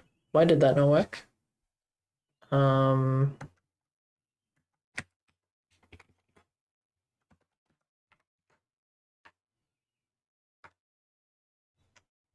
wait, did we not build? We did not build tea time. Okay, build release. Maybe also. Okay, so now if you run tea time. Hey, okay, there we go. Alright, skill trees. Okay, let's change this background. Do I have any thoughts on the background? So I think we should just, unless someone has a better idea, one is we need to make it move with the player. Two, we need to make it not delete the other lines of the skill tree. And then three, let's make it like a different color thing, which I will be taking, I guess, suggestions almost on what it could be. But for now, I'm just gonna make it solid color. What kind of color should I make it? I mean, it's kind of silly to have a background image that is just a single color. But it'll be standard. Let's do a gray. Let's do a gray just so everything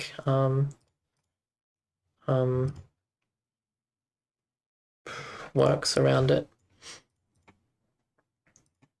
So it's not offensive to the eyeballs.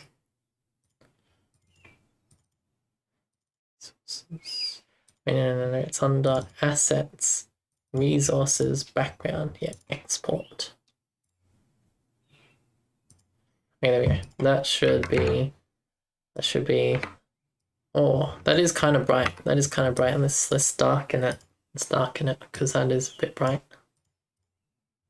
Let's go a little bit darker, even more darker. There we go. We export this. Okay, let's have a look. What does that look like? I mean, it's still a bit bright, but it'll do. It'll do. And we'll see if I move over here. Okay, yeah. So we need to add a new layer, and we need to move the background. Okay, so the background itself. So this close behaviors, close the cargo tunnel, okay, tab, new source modules, skill tree menu, edit. Okay, so skill tree menu, we have the background. The background. Does it have a tag? Background.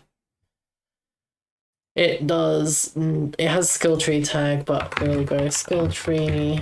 Background will be its tag.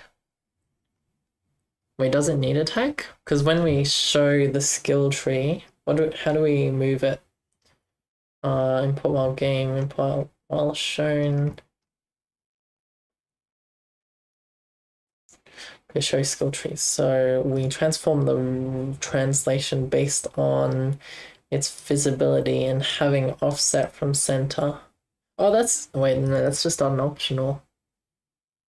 Oh yeah, it needs offset from center. So actually what we do is we just give this an offset from center, and its offset from center is literally just 0.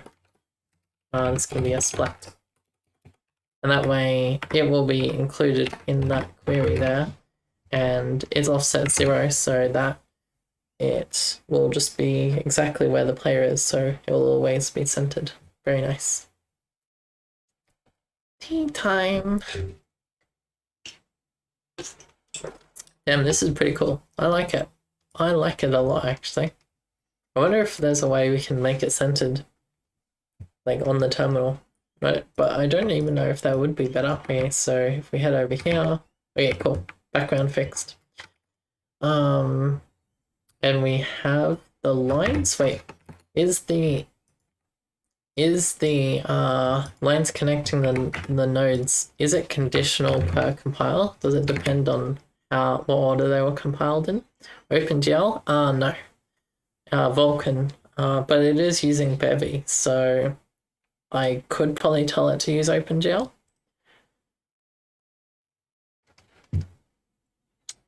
Thank you.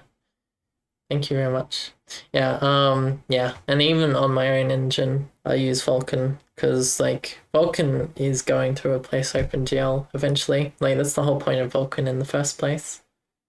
It was called OpenGL Next, I believe, or NextGL, for the longest time. Okay, so the skill tree connection lines is conditional to compilation order. Okay. Let's make that untrue. Constances. So we need another UI layer. Rust is a Vulkan of programming language? Yeah, let's go with that. Let's go with that. I'm sure some people would disagree with that, but let's go with that. Okay, so we need, what do we need? We need like the UI backgrounds layer, I suppose. That would make the most sense, really. So UI backgrounds layer. Anything that should be over the game but below any UI elements goes in the UI background layer. So if I put this as 0.2 and we add 1 to everything after it, that should be fine. And then when replacing the background, which is here, with its translation, which is set here. Wait, do they all use the same translation? Translation, transform.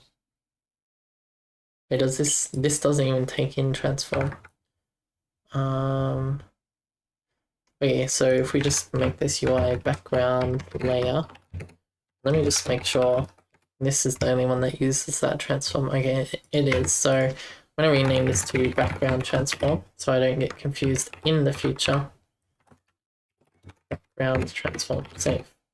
We'll unhighlight it by going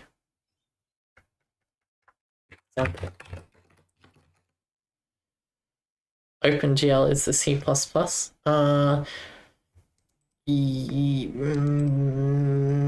Close, I think. Close. I think OpenGL is like the Python. Like, it runs on pretty much, I think, every single device, but it's not always optimal, but it does work really well. And it's also, like, quote-unquote easy to use. But yeah, I have done a bunch of OpenGL stuff, so I am knowledgeable in the OpenGL space as well. I just haven't done it in a few years. Offset from center. All right, I need to check when we move it. Oh yeah, we just taken the Z translation it already has. Okay, that's good. Tea time. Tea time. Yeah. Tea time. He was mainly trying to hint that Rust replacing C++. Yeah, I realized that, but like that's at the expense of the comparisons. Okay, so what did we do? Oh, the lines. Okay, so we just need to make sure between compiles the lines don't disappear, which I believe they won't disappear now. Like they should. And if they do, then I don't know how to fix that.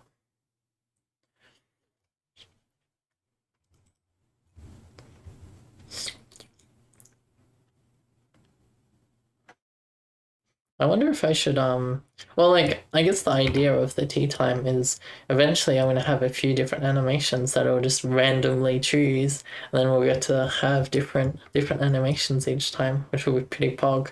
But I need to actually like get some animations that are good for ASCIIs, for the images to be converted into ASCIIs.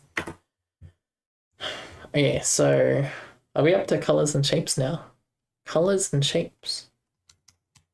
Yes, we are, because we fixed the background. We fixed all the background issues, so background's finished.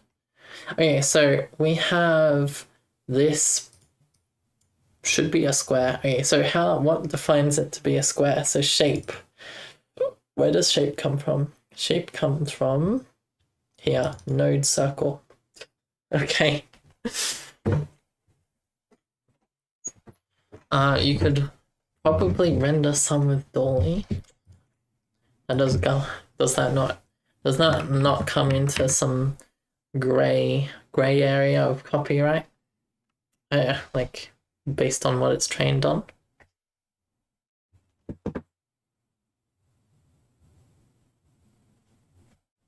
Well, that's nice. That's nice. YouTube's like, oh, you're live, and I'm like, thanks. I didn't need to know I'm live through an email. Okay, so this shape is based off its the skill nodes something or other. Wait. Oh, this is creating the skill node. Okay, so shape is based off its. Okay, yeah. Okay, this makes sense. So,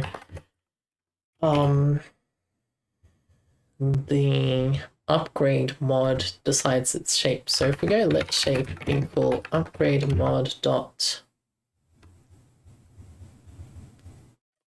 So upgrade mod. Is that under tree mods? We have upgrade. We have upgrade nodes, which have upgrade type. An upgrade type is this. Okay, do we implement upgrade type? Implement upgrade type. We do not. Okay, so if we implement an upgrade type, and then we have it return the shape that it's related to, so pubfn shape, and it takes in a reference of self and it returns our shape, and we match self. So if it's a minor, if the upgrade type is minor, then the shape is a circle. We might have to add our own little enum for the shape, because shape doesn't have star, I don't think. So square, and then by default for now we will just have it return shape circle. Actually, this having it like this doesn't even work, because replace shape. Okay, so shape. How does shape work? So shape is node shape. Oh, we have our own thing. Okay, this is node shape. Node shape. And then if the upgrade type is prototype, then the node shape is star, I believe. Okay, so it doesn't know what node shape is, so we'll get to that. So implement no. Enum node shape. Okay, here we are, node shape, and it has a size. Apparently it has a size. Okay, so node shape comes from skill tree menu, so we need to make this public so we can import it into tree mods. So skill tree menu node shape, like so. Okay, so this is fine. So the upgrade node, upgrade mod.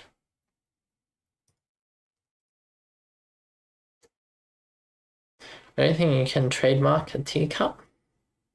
They just announced Sora 2 would probably be a better for ASCII animation. Sora's pretty mind-blowing. Yeah, I was watching some spicy Sora streams this morning, and seems cool. Seems cool enough. They still haven't fixed hands. If you're looking at the hands on some of those like animations or slash videos, like, damn, they're pretty messed. They're very messed. Like, it's very unsettling. So like, they still haven't cracked hands yet.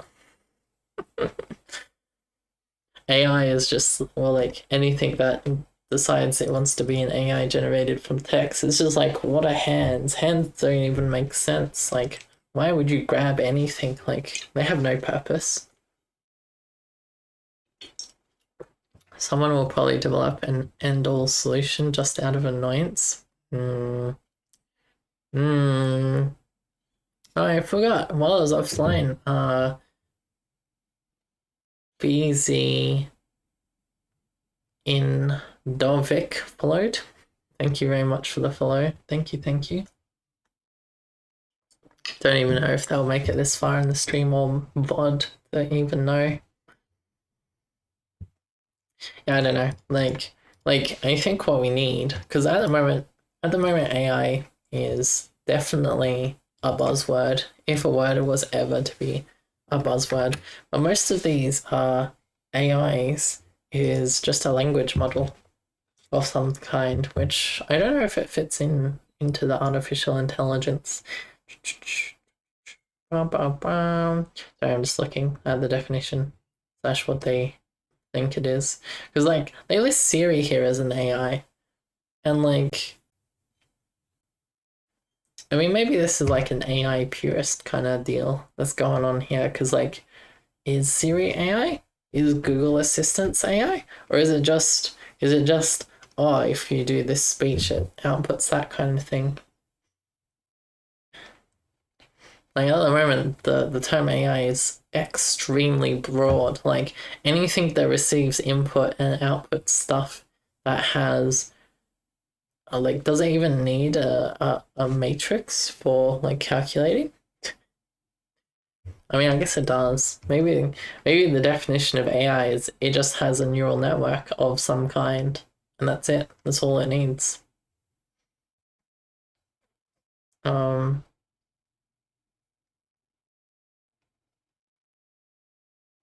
yeah, don't know. Don't know. I mean, maybe that's all it was to begin with. But everyone's tagging everything with AI, and it's like pretty wild. Pretty wild. And it's the deepest model we've ever had, so maybe not. It's not really the best application for it, but it's definitely going to be in the history of books of machine learning in the future. Yeah, definitely machine learning. I'm not sure about as AI. Maybe in the future, like 20 or 30 years in the future, there's going to be the quote unquote AI era where they're like, oh yes, back in the day, everyone thought machine learning was AI, but really we've come up with a better definition for AI, and they were just scrubs playing with the 1% machine learning stuff. Hang on, I need to turn my light on. Oh yeah, I'm back. I am back. Alright, it is cool how far they have come with machine learning and what they've been able to do with it. It's pretty sick. Pretty sick.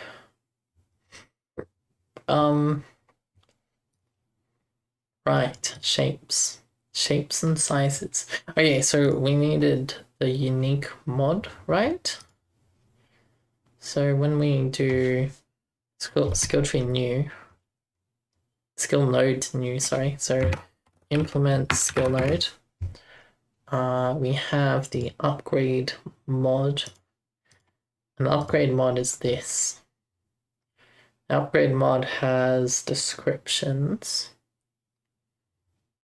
And it also has an upgrade node.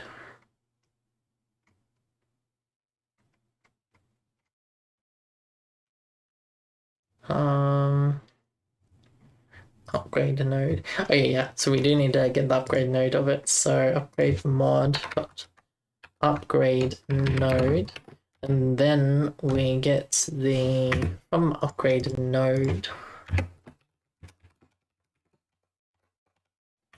implement upgrade node. Okay, so it only has one function, so we need a new function that is and get upgrade type. This is just a reference of self, and it returns a upgrade type. So just go self.upgrade. And then over here, we just go upgrade type, get upgrade type actually. And then we just do dot shape, and that gives us the shape of the node. You just want your own Jarvis? Yeah.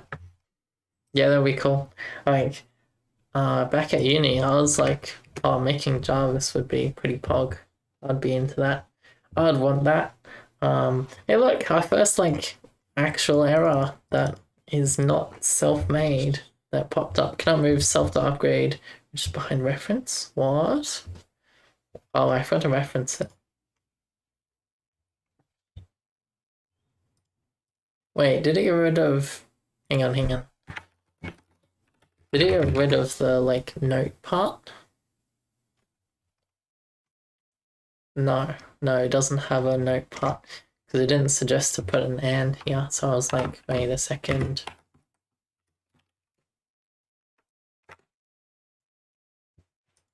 Yeah, I've certainly cooled down on that. Idea about the Jarvis. I don't really know why. Let's make Jarvis and Rust. I mean, we could, but I mean, I guess we could more now than ever. But we would like if we don't want to be like limited or pay money to people, we'd have to make our own language stuff from probably the documentation of the open AI people. Okay. That is interesting. So we do have squares and some of them are not attached to the tree, but like this one is. Why is that one? Why are these ones attached to the tree, but this star of squares? Why is that star of squares not attached? These ones are attached as well, so it's not even like if they're like at the end of a chain that they don't move. What? What? What? Hang on. So if we run this again, and we head over here. Okay, so they do move correctly, but then they don't move with everything else. What does that even mean? How? How is there only some of them? Oh, it's because some of them are um this. The stars. The stars don't move because they're sprites instead of materials. Mmm. I'm understanding now. I have understood. Okay, so what is going on? What happened to my visual block thing there? Oh, I have caps lock on, that's what's going on. So Shift I. So this is going to be node shape star. Oh my god, it didn't autofill. Okay, node shape star, and then grab the mesh. So we need our own mesh, right? Because there's no star shape in Bevy. Is that correct? Or unless there's a polygon. I think there's a polygon thing. This is not Bevy.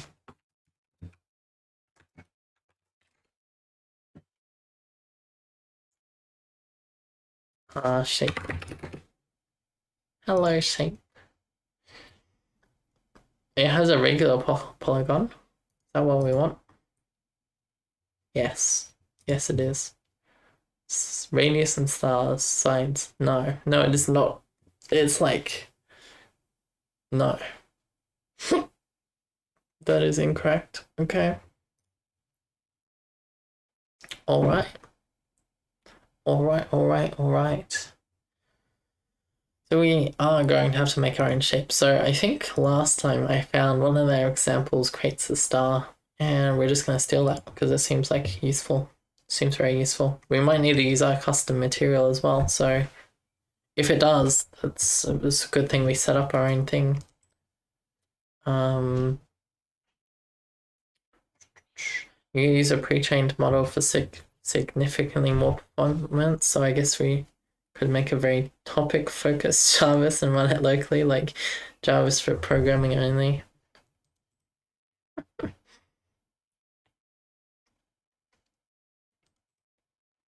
Hmm.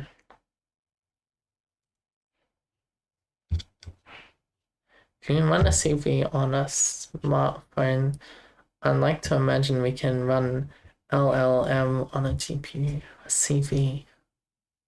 Compute, camera, CV. Wait, hang on. LLM, computer vision.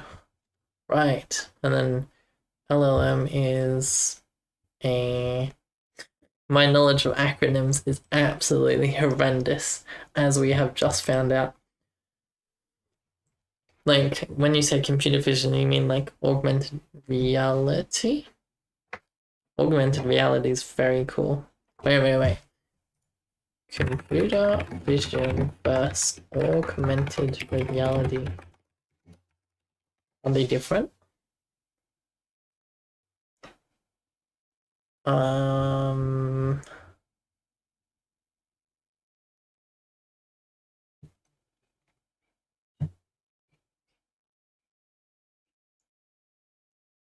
Right, computer vision, if I'm not mistaken, that's like identifying objects.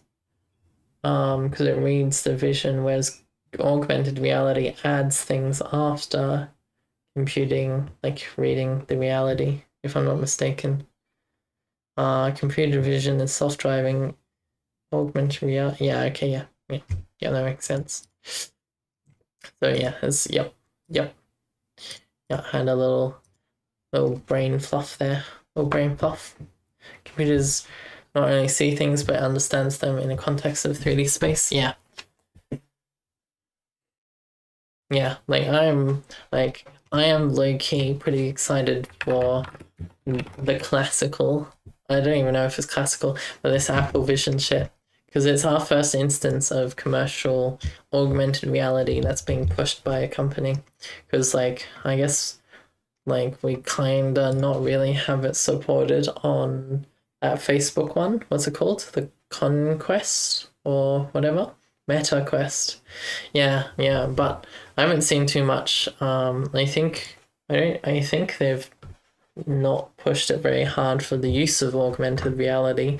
Whereas when they were marketing the Apple Vision, one of the primary reasons you would do it is you have it as augmented reality pretty much all of the time. The new one has it. Nice. Yeah. Yeah, mm,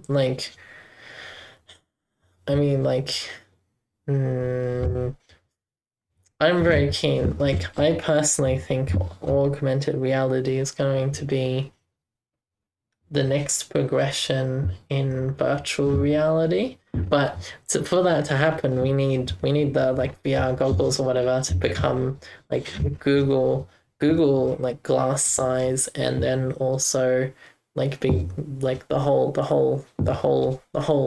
glasses instead of just that small square, and then also get past all of the oh no, you're recording me kind of deal. Whoa, a raw hoon party of 5. Thank you for the raid. Thank you.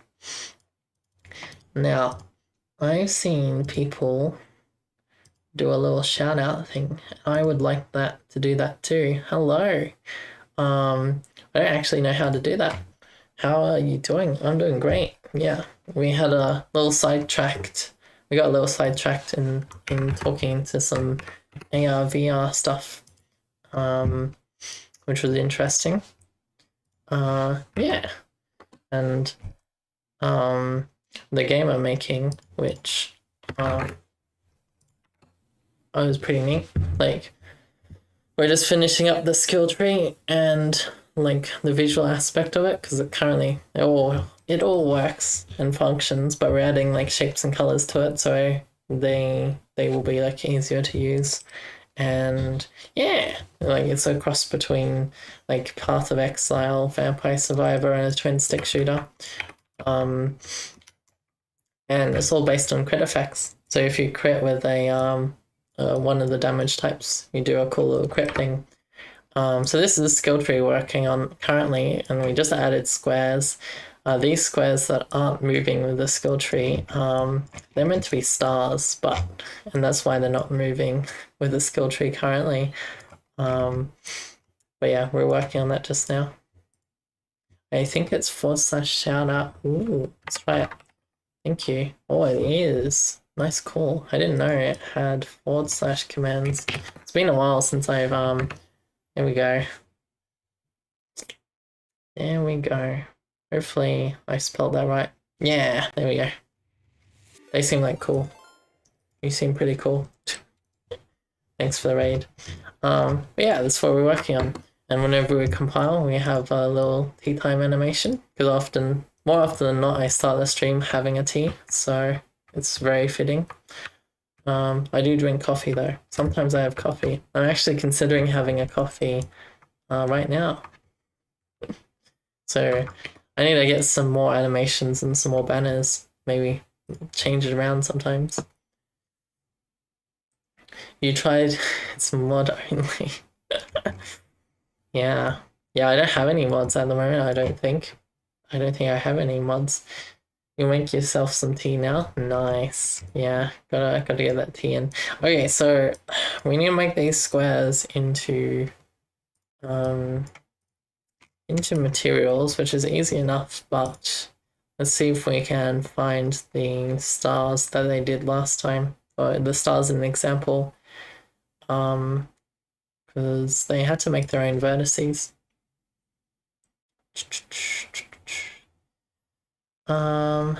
Got done with stream, played God of War Ragnarok today. Oh, nice. That's a pretty good game. Like, I haven't played it personally. I watched Joseph Anderson play through it. Seems like a pretty fun time. Wednesdays, learn Python. Hey, learning languages is always a blast. That's great. It's Friday today, is it? No, Saturday. Ooh. Wait, it might be Friday for you, depending on where you're at. Nice. Yeah. Learning languages is always fun. Like, I still have a bunch to learn about Rust, and one day we're gonna become experts in Rust macros, but that day is not today. If you ever need a mod, or want one, oh, that's true. That's true. That is true. Maybe as we grow, I may need mods more prominently. What am I looking for? All right, this manual and probably vertex color. So Mesh 2D manual and the vertex color one. I think these were the two examples we're looking for. And yeah, here we are. Here's the star. Okay, so I actually have no idea how this looks, what this looks like, but let's start. Let's copy it and see how it is. Why do I have caps lock on? I do.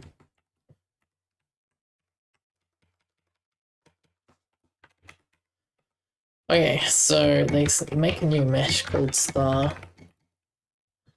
You've done it before. Yeah, that's fair. Mesh new. That is true. Very kind offer. I may need to, yeah, like, I presume at some point I will need some mods, and probably, yeah, probably on the list. Primitive, topology. Okay, so this is like, we're going back into the danger zone where I'm like, start doing a lot of cool things. But we want to focus on making the game. Like, if we start customizing shaders and stuff, like, we're gonna defeat the purpose of using Bevy in the first place. In the world. And emotes. I do need to add some emotes, that's true.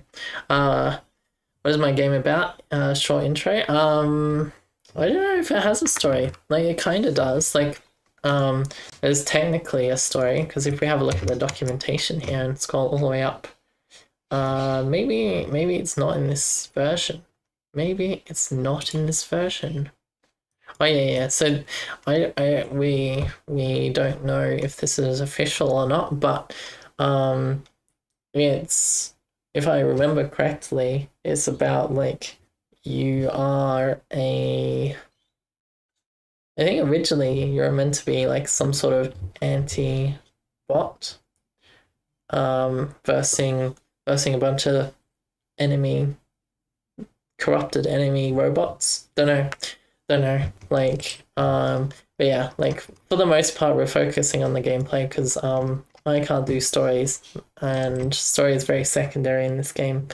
And yeah, so we have crit effects based on crit damage, and we borrowed a lot of things from Path of Exile, like piercing, forking, and chaining.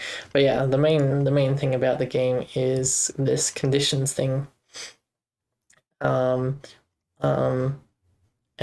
making crits fun. So when you crit with a certain damage type as the highest damage, you do either a chill, corrode, caustic. No, not caustic. Corrode. When an enemy is corroding and they die, they make a caustic ground. Electrify. And if you hit an electrified enemy with with bolt damage, they create arcs, which is very fun. Ignite's similar, but it spreads fire, has a chance to spread fire to everyone. Did I make that with latex? I did not make this, and I don't believe it was made with latex, sadly. I do latex. I do use latex whenever I make documents though, because formatting in a not latex environment is pain. It is pain, to say the least. So yeah, that didn't really answer your question, I suppose, but yeah, like the story was meant to be something just very simple about trying to get rid of all the corrupt robots. Like we could have an actual read through it. Hang on. In 2061.3, I don't know what 0.3 means. Maybe we're 0.3 through the year. Horus Corp perfected the Android assistant. Okay, so right. And in 2071.2, an infamous hacker group, only known as Nullsec, released a virus to supplement Horus Corp control. To supplement? Supplant. Horus Corp control over the Android. I think I did not write this. I also have failed at reading this sentence just now. Okay, so basically there was a bunch of Android assistants and they got hacked for evil and they killed a lot of people. And so they had a prototype, which is, I guess, what you're playing as. And you are going around trying to get rid of all of the now evil Android assistants by killing them, I suppose. Fast scrolling. I don't think I could ever have a mouse without a scroll unlock option, like a scroll lock and unlock, because having this fast scroll with just a single finger roll is so useful. So let's oh, here's the description for the damage. This is what I was looking for earlier. Yeah, you have physical, which when you crit with it, it's a nice little explosion.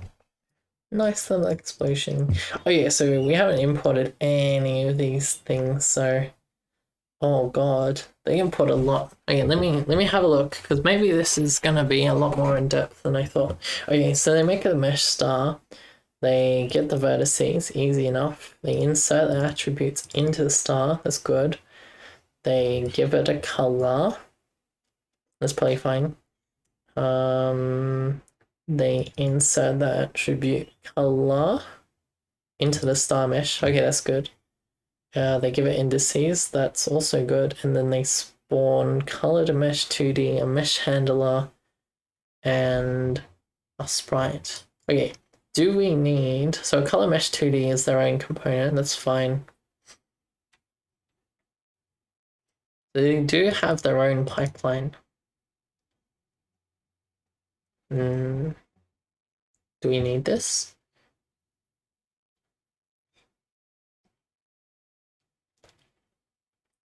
Because in their vertex, clip position color, struct vertex. Right. Because at the moment, our custom shader only deals with the fragment input. So I guess we could just extend on that based on this. Let's have a quick look at this vertex color texture thing. Vertex colors, insert attribute. Wait, this one doesn't have a custom one, does it? No, it's just it adds the attributes to the mesh. Wait a second, so hang on, wait. Why do they... Oh no, I did not mean to close that.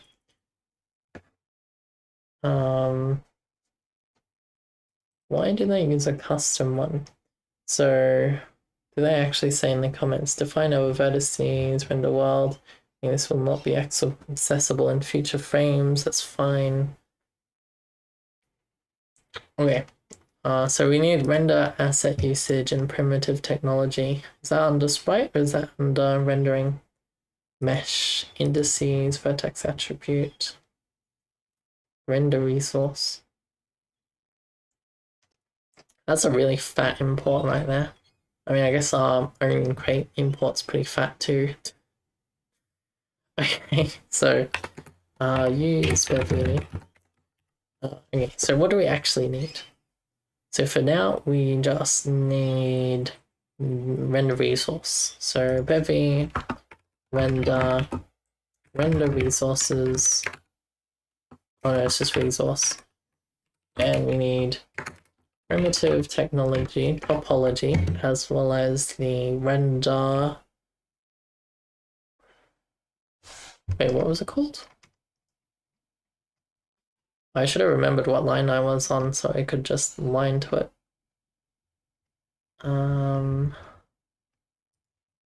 Star. Oops. Star.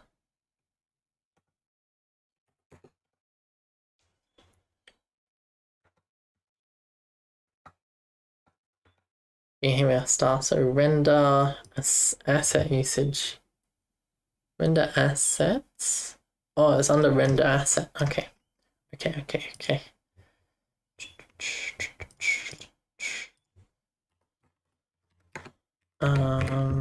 Wait, so render asset needs render asset, and we'll just import both render asset usage as well as render asset.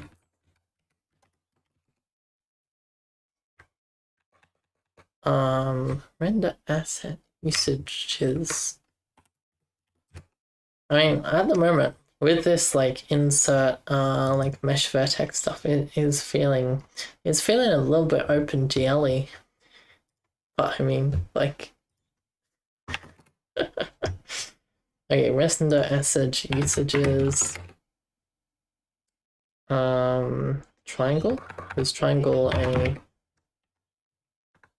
triangle list? Or is it a strip? It's probably a list, right? Yeah, it is a list. Okay, so expected, this takes one argument. Mesh new.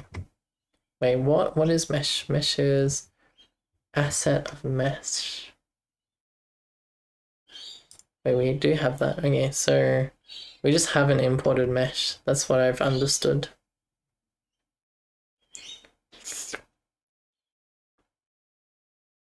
Oh my god. You know what? I'm just gonna copy all of this, and at the end, we will delete all the unused ones because that is quite a lot of imports. And yes.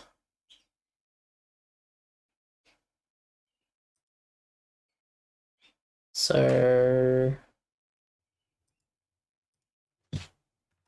I don't know why it has an issue with this one here. So if we just grab this and paste it here, put that squiggly bracket in, delete that line, save. Is it not? Wait, what? Let's have a look at this error. Okay, so render assets. No render asset usages in asset engine. Help similar name render asset plugin.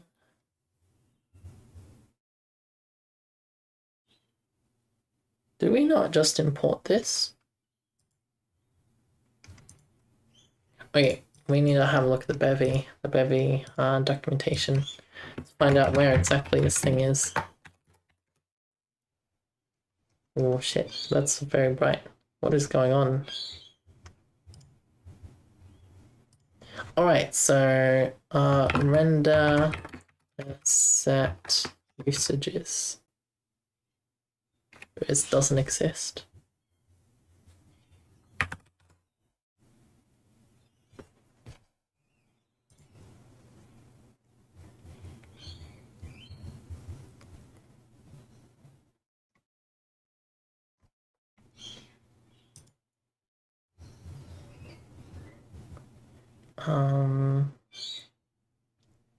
I mean, I like What? Wait, if we just import everything from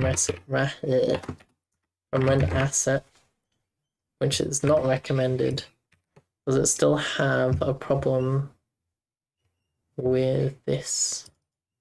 Remove extra argument. Okay, so maybe this is just they haven't updated the example.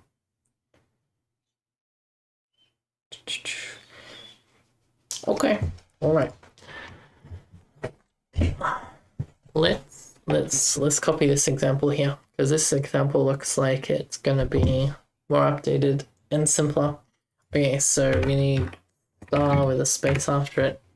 Okay, so mesh new. So triangle list. Yes, correct. And we need the vertices and the indices. Okay, so if we grab their little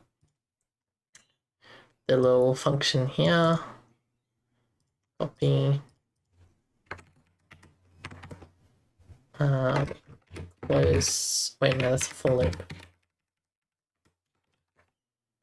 We don't have pi, so is this just like F32 pi?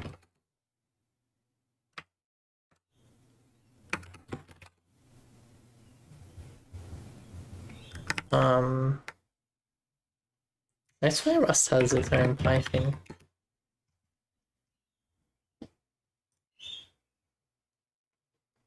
Okay, so pi.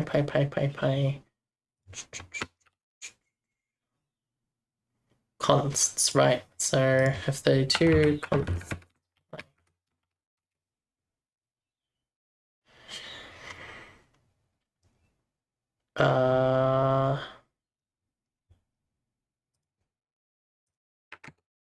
What is that error exactly? Oh, it has too many conflicting things. I presume using STD here is gonna complain? No, it might be a warning though. Alright, so with that there, we also need to grab the indices. Now we won't bother with the color, although we should probably have the color there.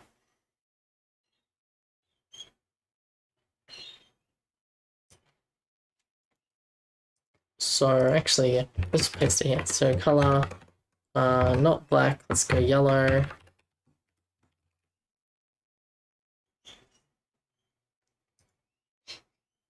V color extend from slice. Oh, right. So they do this so that each vertice is set to a color. Because if I'm not mistaken, there will be 10. Yeah, there is 10. So every vertice in the triangle, in the star, sorry, has a color yellow, and that way, like, it's all yellow. Because if we change one of these colors to another color, it'll end up making a gradient, or it should at least. It is in most cases. And then for the indices, we'll just copy this. Copy. Okay, so back to this example thing over here. Wait. I lost it. Oh no, here it is. So we add a triangle list with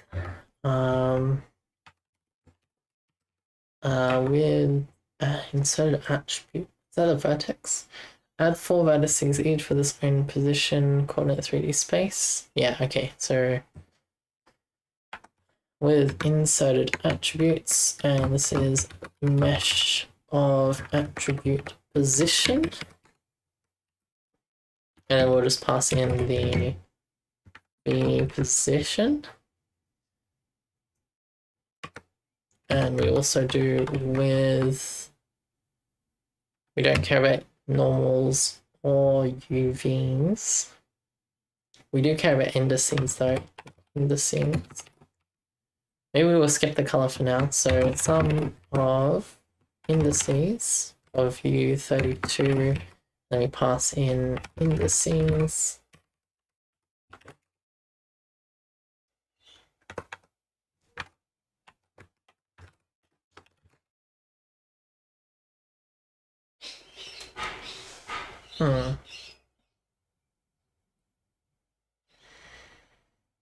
Okay.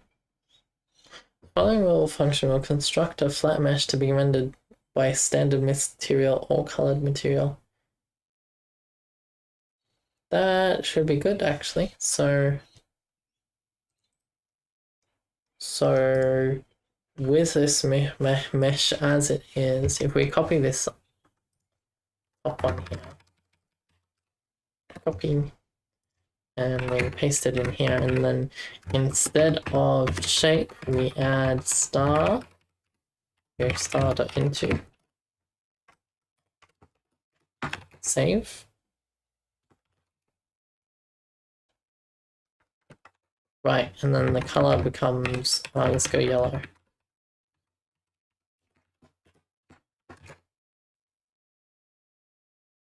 It's not complaining.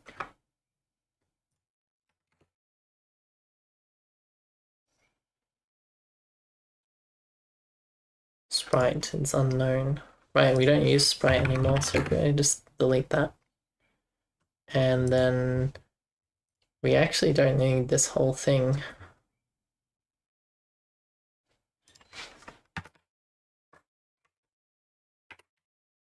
So mesh is always known at this point, so we can go, we'll just delete this line, and then here we'll just do mesh.unwrap. Because we don't get past this match statement without assigning mesh.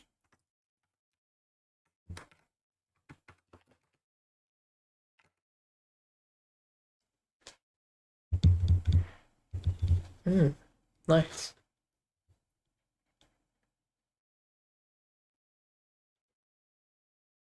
Tea time. Oh no, I'm out of drink. Wait, I'm out of all of my drinks. Start. Okay, so cool. So we do have some stars. All right.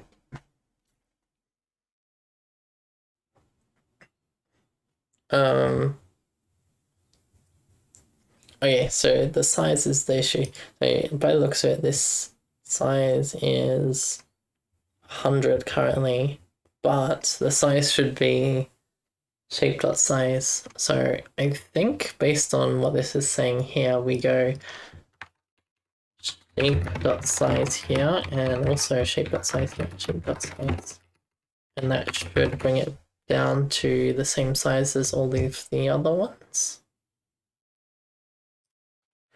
And if I make these .x's, teen time, teen time. Sadly, no tea to be had. Oh, what if I have like all the drinks here? So I have coffee and tea and water and soft drink, and then it randoms into one of them. And then whichever one it hits, that is the drink I have. Oh, you redeemed some water. Thank you very much, Strux. I will have some more water. This will probably be the rest of my water.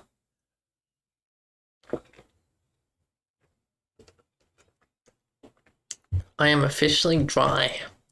I have 0 drinks left. Oh, that's a lot of enemies. What the? Hey, look at that. We have little stars. Oh, they're pretty big still though, but we have little stars. Okay, let's make them smaller. So we make them half the size. Probably that will be fine. Actually, what we'll do is we'll go let size is equal to shape.size by half. And then we'll go size, lot size. Oops. Save. Yeah, you cleaned me out. I'm finished.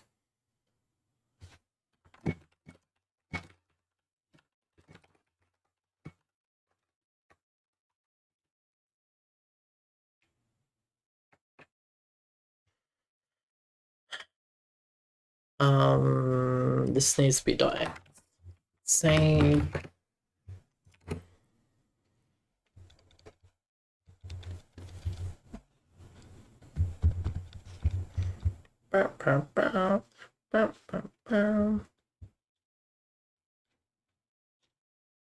wow, it's taking a while to compile.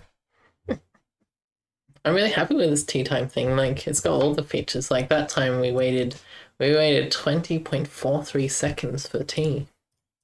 That was our entire tea time duration. Okay. Hey, okay, that's perfect actually. That's perfect. Oh my god. Okay, so colors. Colors are a thing that need to be done. I think the stars are always yellow, so let's get our color reference up. Color reference, color reference. Right, it's no longer in that window. Wait, where did it go then? So, no.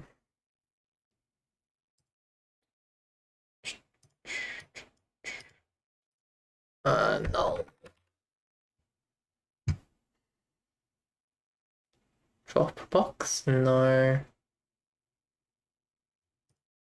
Oh, here we are. Here we are. I found it. I found it. Oh, it's white. Why are you white? Go away. Okay, here it is. Oh yeah, so stars are always yellow and squares are always grey. Okay, that makes things easier. So quad, here we are. So the quad, this one, this is not from color. This one is, wait, where is color set? Oh right, it's based on skill point allocation. So we will need to change all of this later. Based on selecting and not selecting, but maybe we'll do it an outline kind of deal. So this is grey. Do they spell grey with an A or an E? That's the legendary question right there. Do you spell grey with an A or an E or both? Oh, a star! What the? It's like a little star emote. That's cute.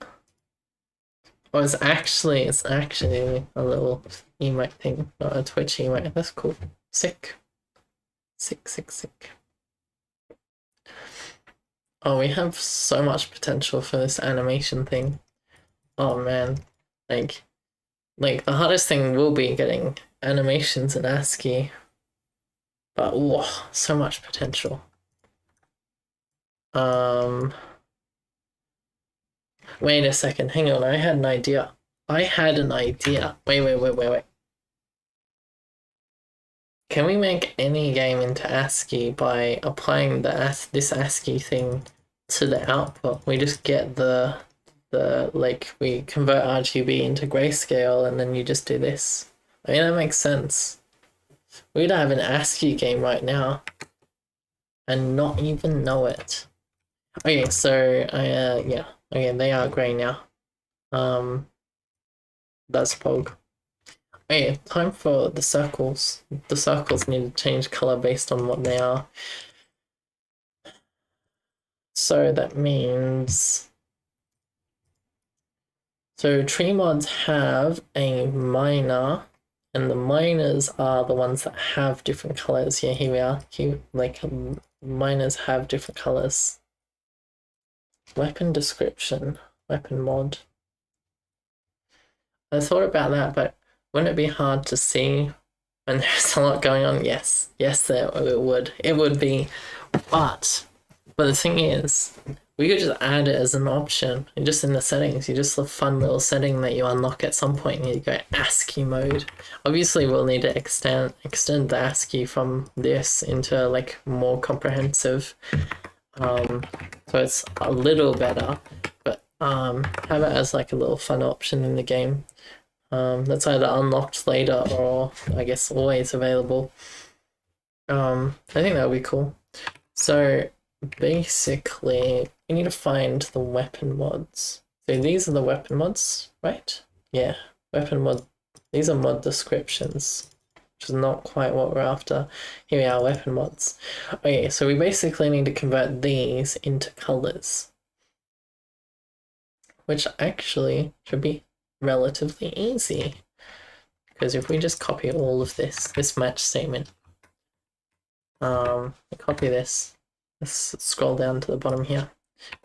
We go pub f and color, and it returns a color. We paste this there. This has an and of self, an ASCII devrim. True. Okay, and then I mean, making a macro for this is probably going to be better. Okay, let's make a macro. Let's make a Vim macro. So if I map this to E by pressing Q and E, we go to the end, you go back 1, press V, Shift, capital B, press the delete key, go back to home, go down 1, press Q to finish off the macro, then we go 10 at E, yeah, there we go, 10 at E again. 5 at E, and then we just do at E for the last one. Awesome. Now we need to add colors here. So I'm going to make another macro. We're going to use the same, we're going to overwrite the old E. We're going to go to the end, we insert, and we go color, : escape, back to home, down the line, press Q to finish it, and then we're going to go 25 at E, and then at E for that last one because I can't count. Then we just add colors. Now, this is basing on all of these colors will be able to have constances, because otherwise we're going to have to change some of these to RGB, which we might anyway, because like if we steal these colors just directly, okay, let's undo this, undo. So from this point, let's redo a Vim macro. Actually, no. We still need color. We just do RGB afterwards. So yeah, we still need another macro though. So this becomes RGB with brackets. And then we go home, down, finish, and then we go 26 at E. There we go. Okay, time to fill them in. So physical damage. Actually, let's just go through. Okay, where's GIMP? GIMP is somewhere. Here it is. Hello, GIMP. So let's do a selector. So condition damage is this. This is the condition damage. Okay, so condition damage is here.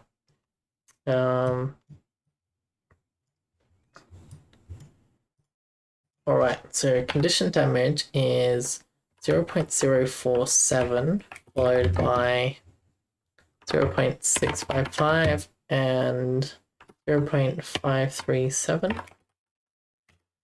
Awesome. Okay, what's next? We have phys damage, which is up here. So physical damage is 0.0. Wait, help if I hit the 0 key. Okay, 0.32. This is 0.424. Oh, wait, no. 0.424. And then what's the blue component? 0.59. Hell yeah. Okay, what's next? Elemental damage, which is this one right here. So 0.396. And then the green component is 0.173. And the blue is 0.702. Hell yeah. Okay, so condition duration. Yeah, that is 0.255, 0.294, and then 0.698. Cool. What have we not done? Let's head up the tree actually. So projectile speed. So projectile speed is projectile spread. Wait, I'm blind. Can we see projectile speed? Spread, duration, count.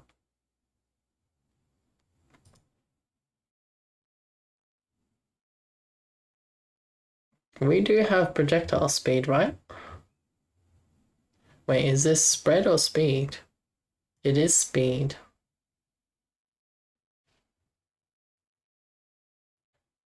Oh, here it is. Right, it's up here.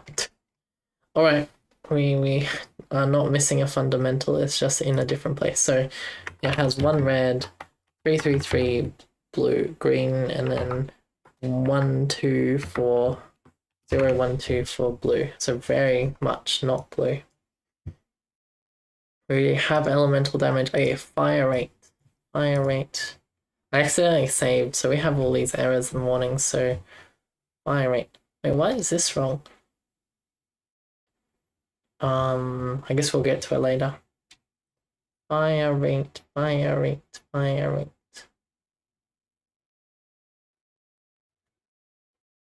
Oh, here it is. So 0.071, 0.804, and 0.831. And then we have movement speed. So movement speed is, yeah. This becomes 0.878, 0.416, and 0.957. A critical hit multiplier is exactly here. So this becomes 0.584, 0.063, and 0.675.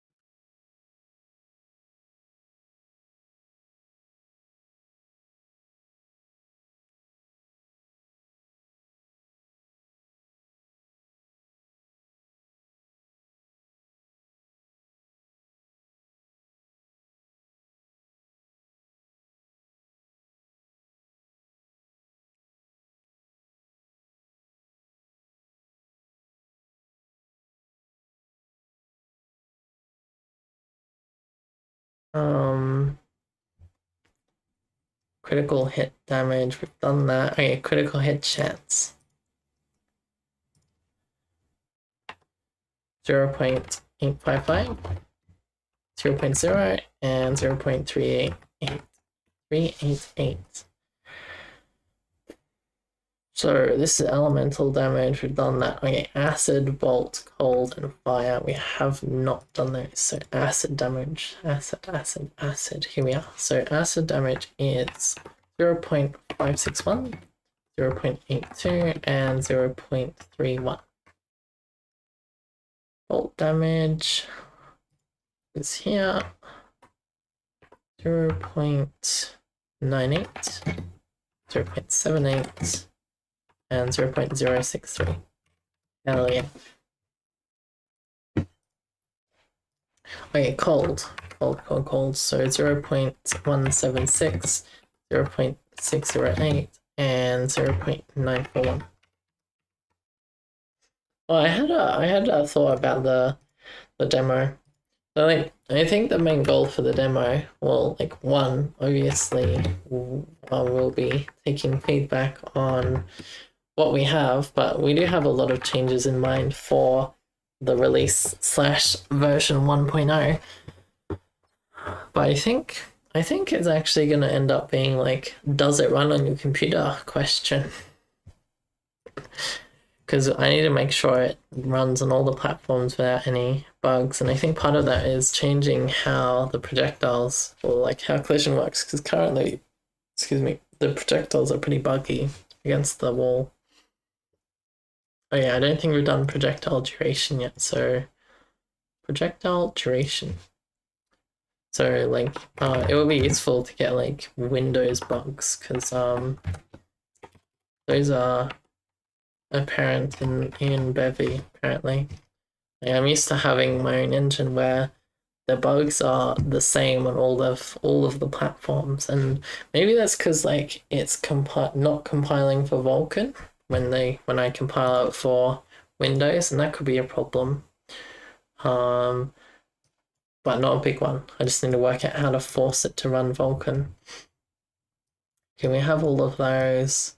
Condition duration we have, fire rate we have, condition damage we do not have. Okay, so condition damage.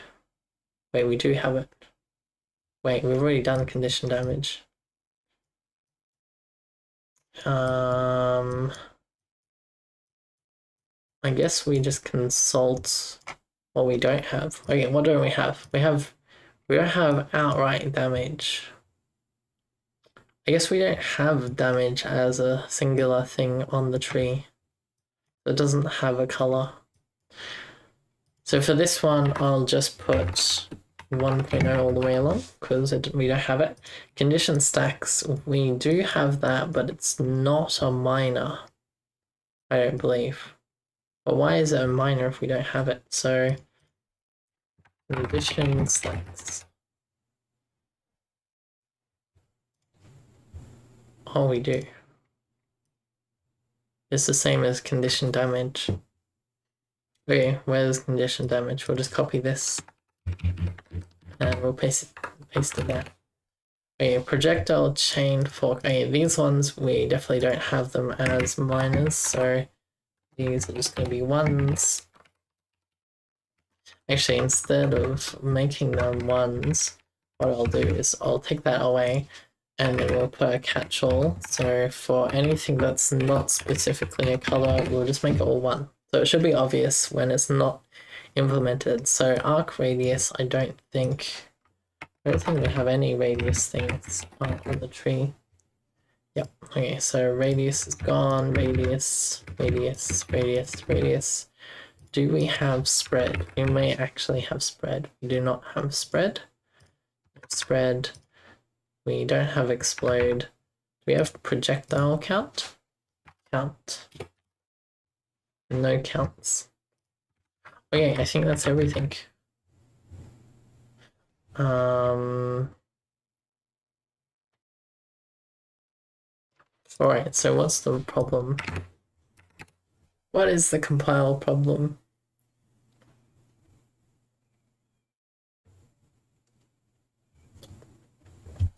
Expected weapon mods found color. Why do you expect weapon mods? Expected color found nothing. Is damage. Oh right, we're going self equals. Okay, don't worry. We just delete that. No semicolon here. Okay, cool. There we go. So now weapon mods has a color, and so in the skill tree, when we're setting a color, which at the moment it's based on if a skill point is possible, we'll go color is equal to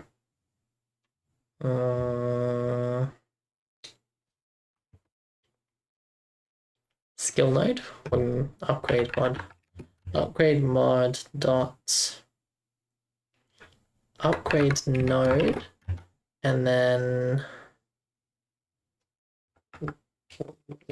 wait, hang on. So I think we have to put a few more layers in.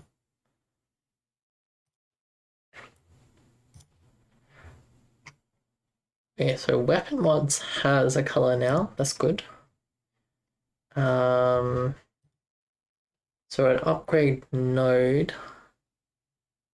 Okay, so upgrade node can have a color function here, and it returns a option of color.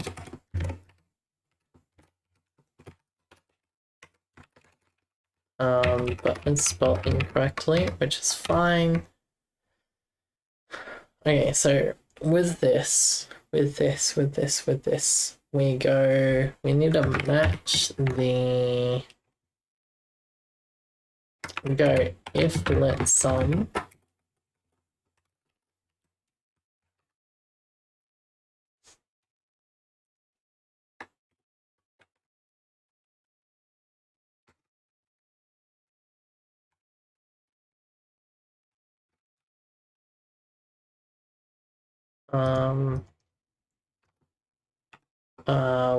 weapon mod equal to self.weapon mods, and then we need to match that to having, what is a weapon mod type? It is a vector of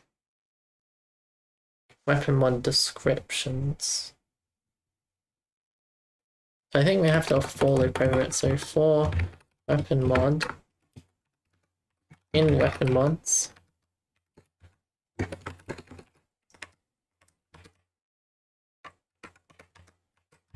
then we go if okay, so weapon mod description.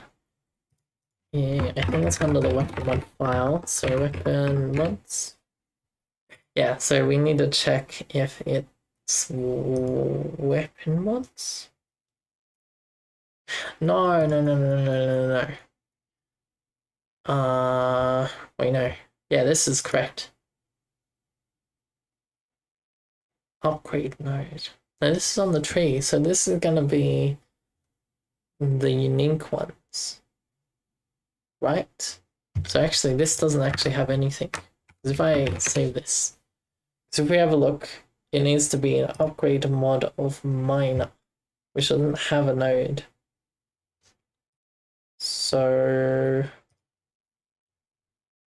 when we call upgrade node, what happens for miners?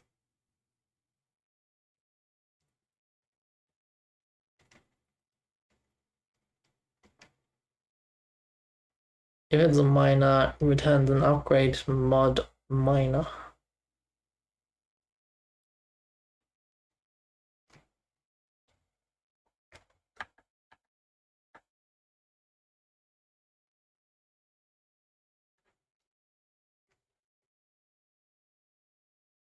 Right, upgrade mod is different. Okay, we do get rid of this.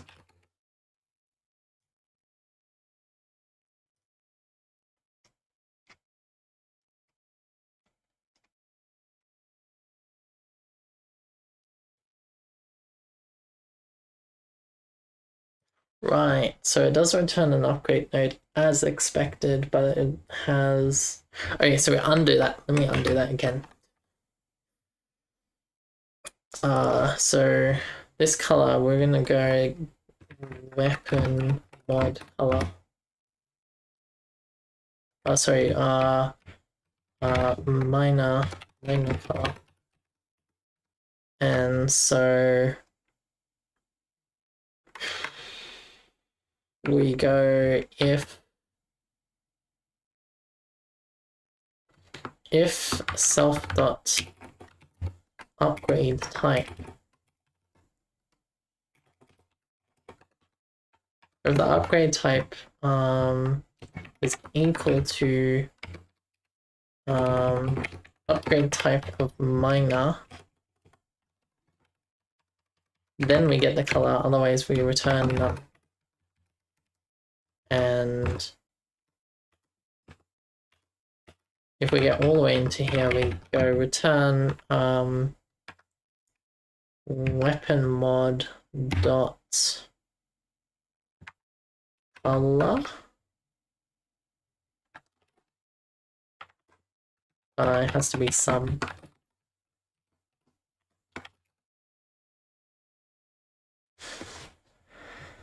Okay, so upgrade type needs to be comparable. So we need to implement partial equal for it. Partial equal, save.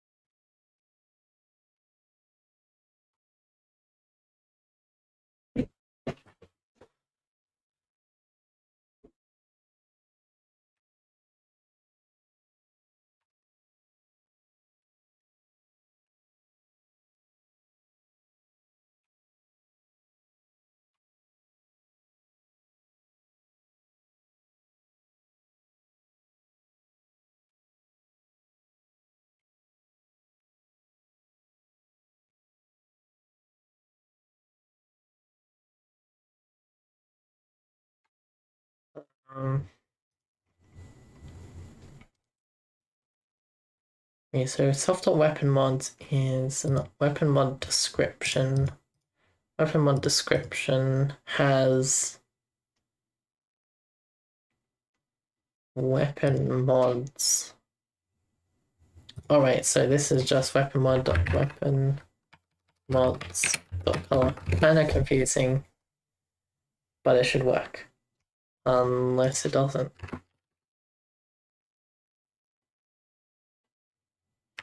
And this needs to be referenced because it's complaining about it being taken, ownership taken. Okay, so minor color, cool. And then we over here we can go upgrade code node dot minor color. But this will be in if let some color.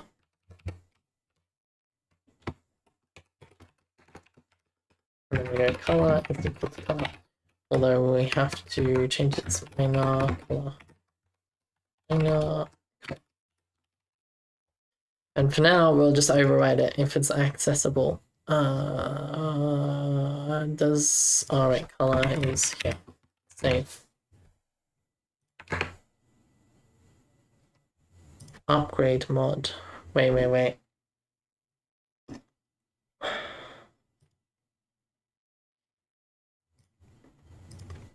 Skill node. Can we just do skill node dot upgrade mod? Yes, we can.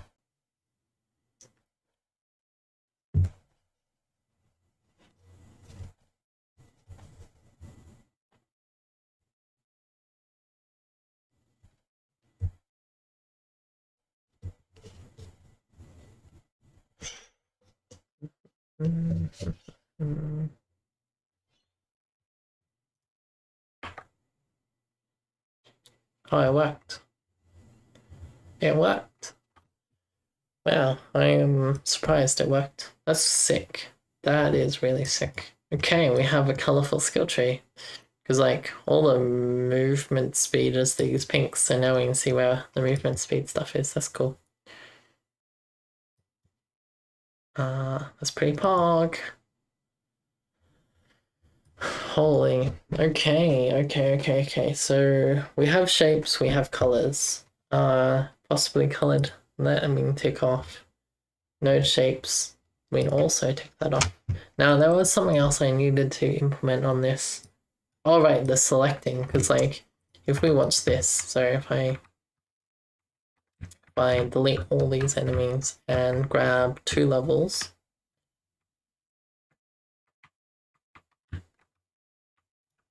Let's go Bolt.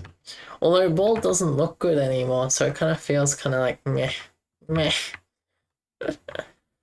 is surprising, I suppose, but I guess that's going to be part of Juice. We're going to have to implement our own bloom, so we don't have to use HDR, because HDR is not viable. Not viable at all.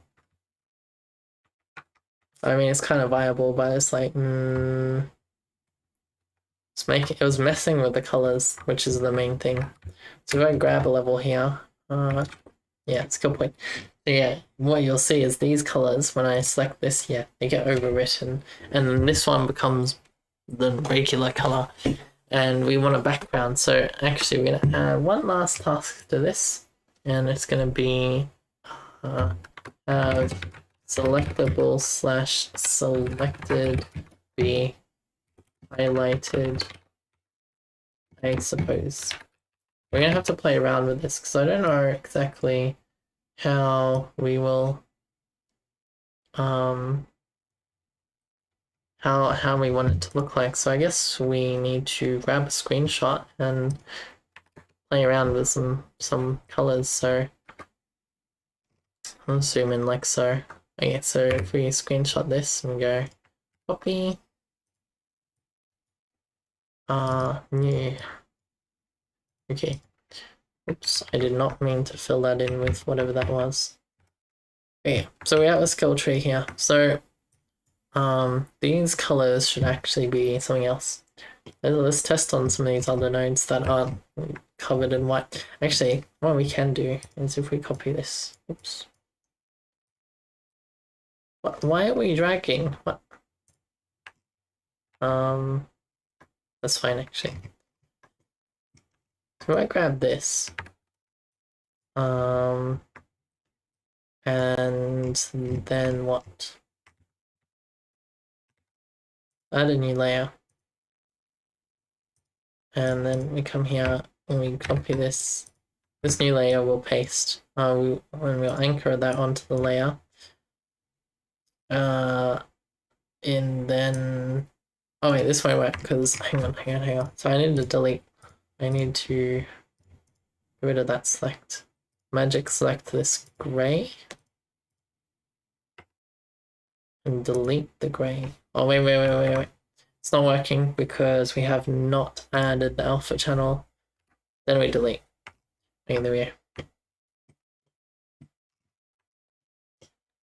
So what we're trying to see is if we, on this layer,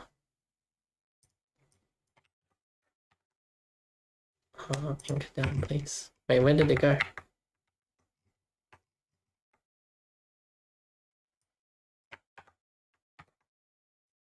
If I move this underneath one of these, okay, it has lost some color because of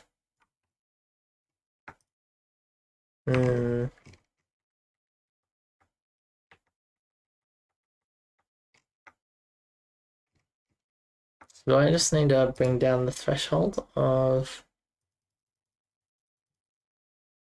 So I put it to 0 and I select the correct background and we delete this. Okay, so I need to add the transparency layer back in. Grab this, delete. That's kind of worked. We head it back over here. Grab this, paste it here. Oh yeah, it did not help. But yeah, so basically we want to. Maybe it would be easier just to draw a circle. If we grab a circle brush, is this a circle brush? Hello brush? Oh yeah, it is. It's just very small. So if we grab, make it big. Make it not that big. I need it bigger than that. Bigger than that. 869 is too big. Well, that's like perfect. What the? Let's go up to 42. We have 42, and we say, like, we've got that one selected, this one selected, and that one selected. Blue is definitely not the color for that, or whatever this green color is. So let's go with, we go white color. We go with a white color. How does that look?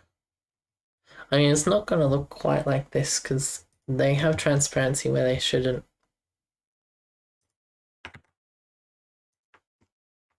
So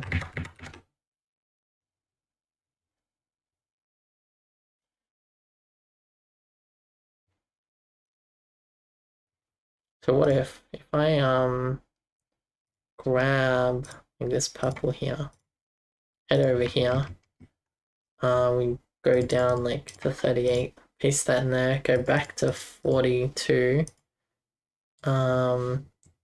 Okay, hang on. So actually, this will be fine. Transparency, add alpha, this, delete. That did not work. Okay. Okay, so transparency, color to alpha. We want the black to be colored to alpha. Okay. Now we go back to pencil. We have purple at 38. Paste there. We go back to 42. If we have a white. Oh, sorry, we need a new layer. My bad. I have a new layer behind, so. Okay, so.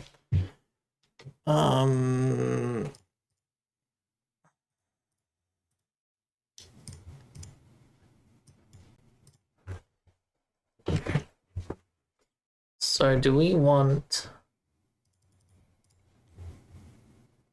I guess we have like.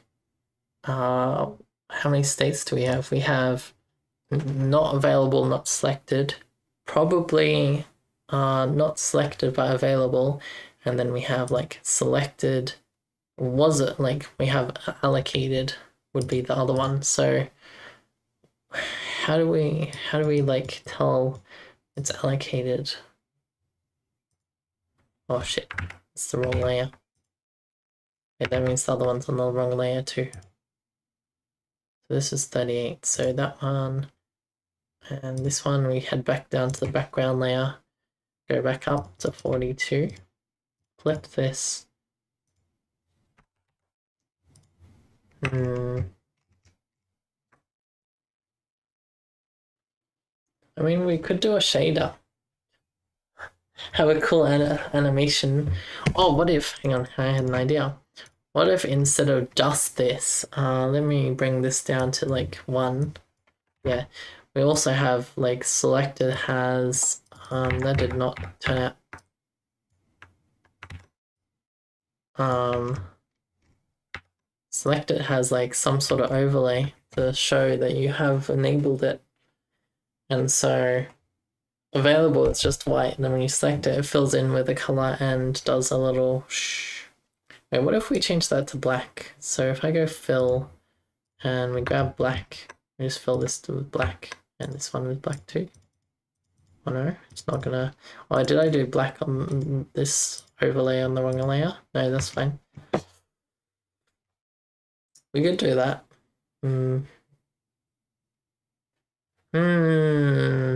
This is gonna have. We're gonna have to do some experimentation to see what's gonna look good.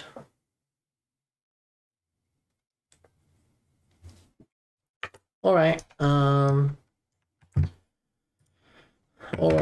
right. Well, it's that time of day again. It's that time of day again, everyone. Thank you for everyone that followed. Thank you for everyone that came to stream and interacted, and that raid from Awarun. Thank you. But it is that time of day again where the stream ends. So I should be streaming again tomorrow. And we'll be finishing this cool little skill point selector thing. Maybe in the meantime I would have worked out what these will look like, and we'll have a better idea on what we can do. But then that's the skill tree finished. Like, we'll be finished after this. Skill tree pogged. And I guess if we have a look at our final tasks after this, so once we finish this, you have to add a win condition. Add some keyword colors, very easy. Both of these, like, win condition is going to be a little bit annoying because we're going to have to do UI stuff, but keyword colors is going to be fun, very easy. In-game UI, very useful. Stats UI, like lots of UI stuff. Main menu, game over, victory screen, and then like make sure controller still works. And I think we have some weapon mods that are quite, like, not quite there, but they will work fine. But then we're done. The demo will be released. It's gonna be hella pog. I'm keen. I am keen. Or maybe some AI changes too. Not sure. That one is a little bit of a stretch. Alright, thank you everyone. It's time for me to go. Bye bye. Bye. Bye bye.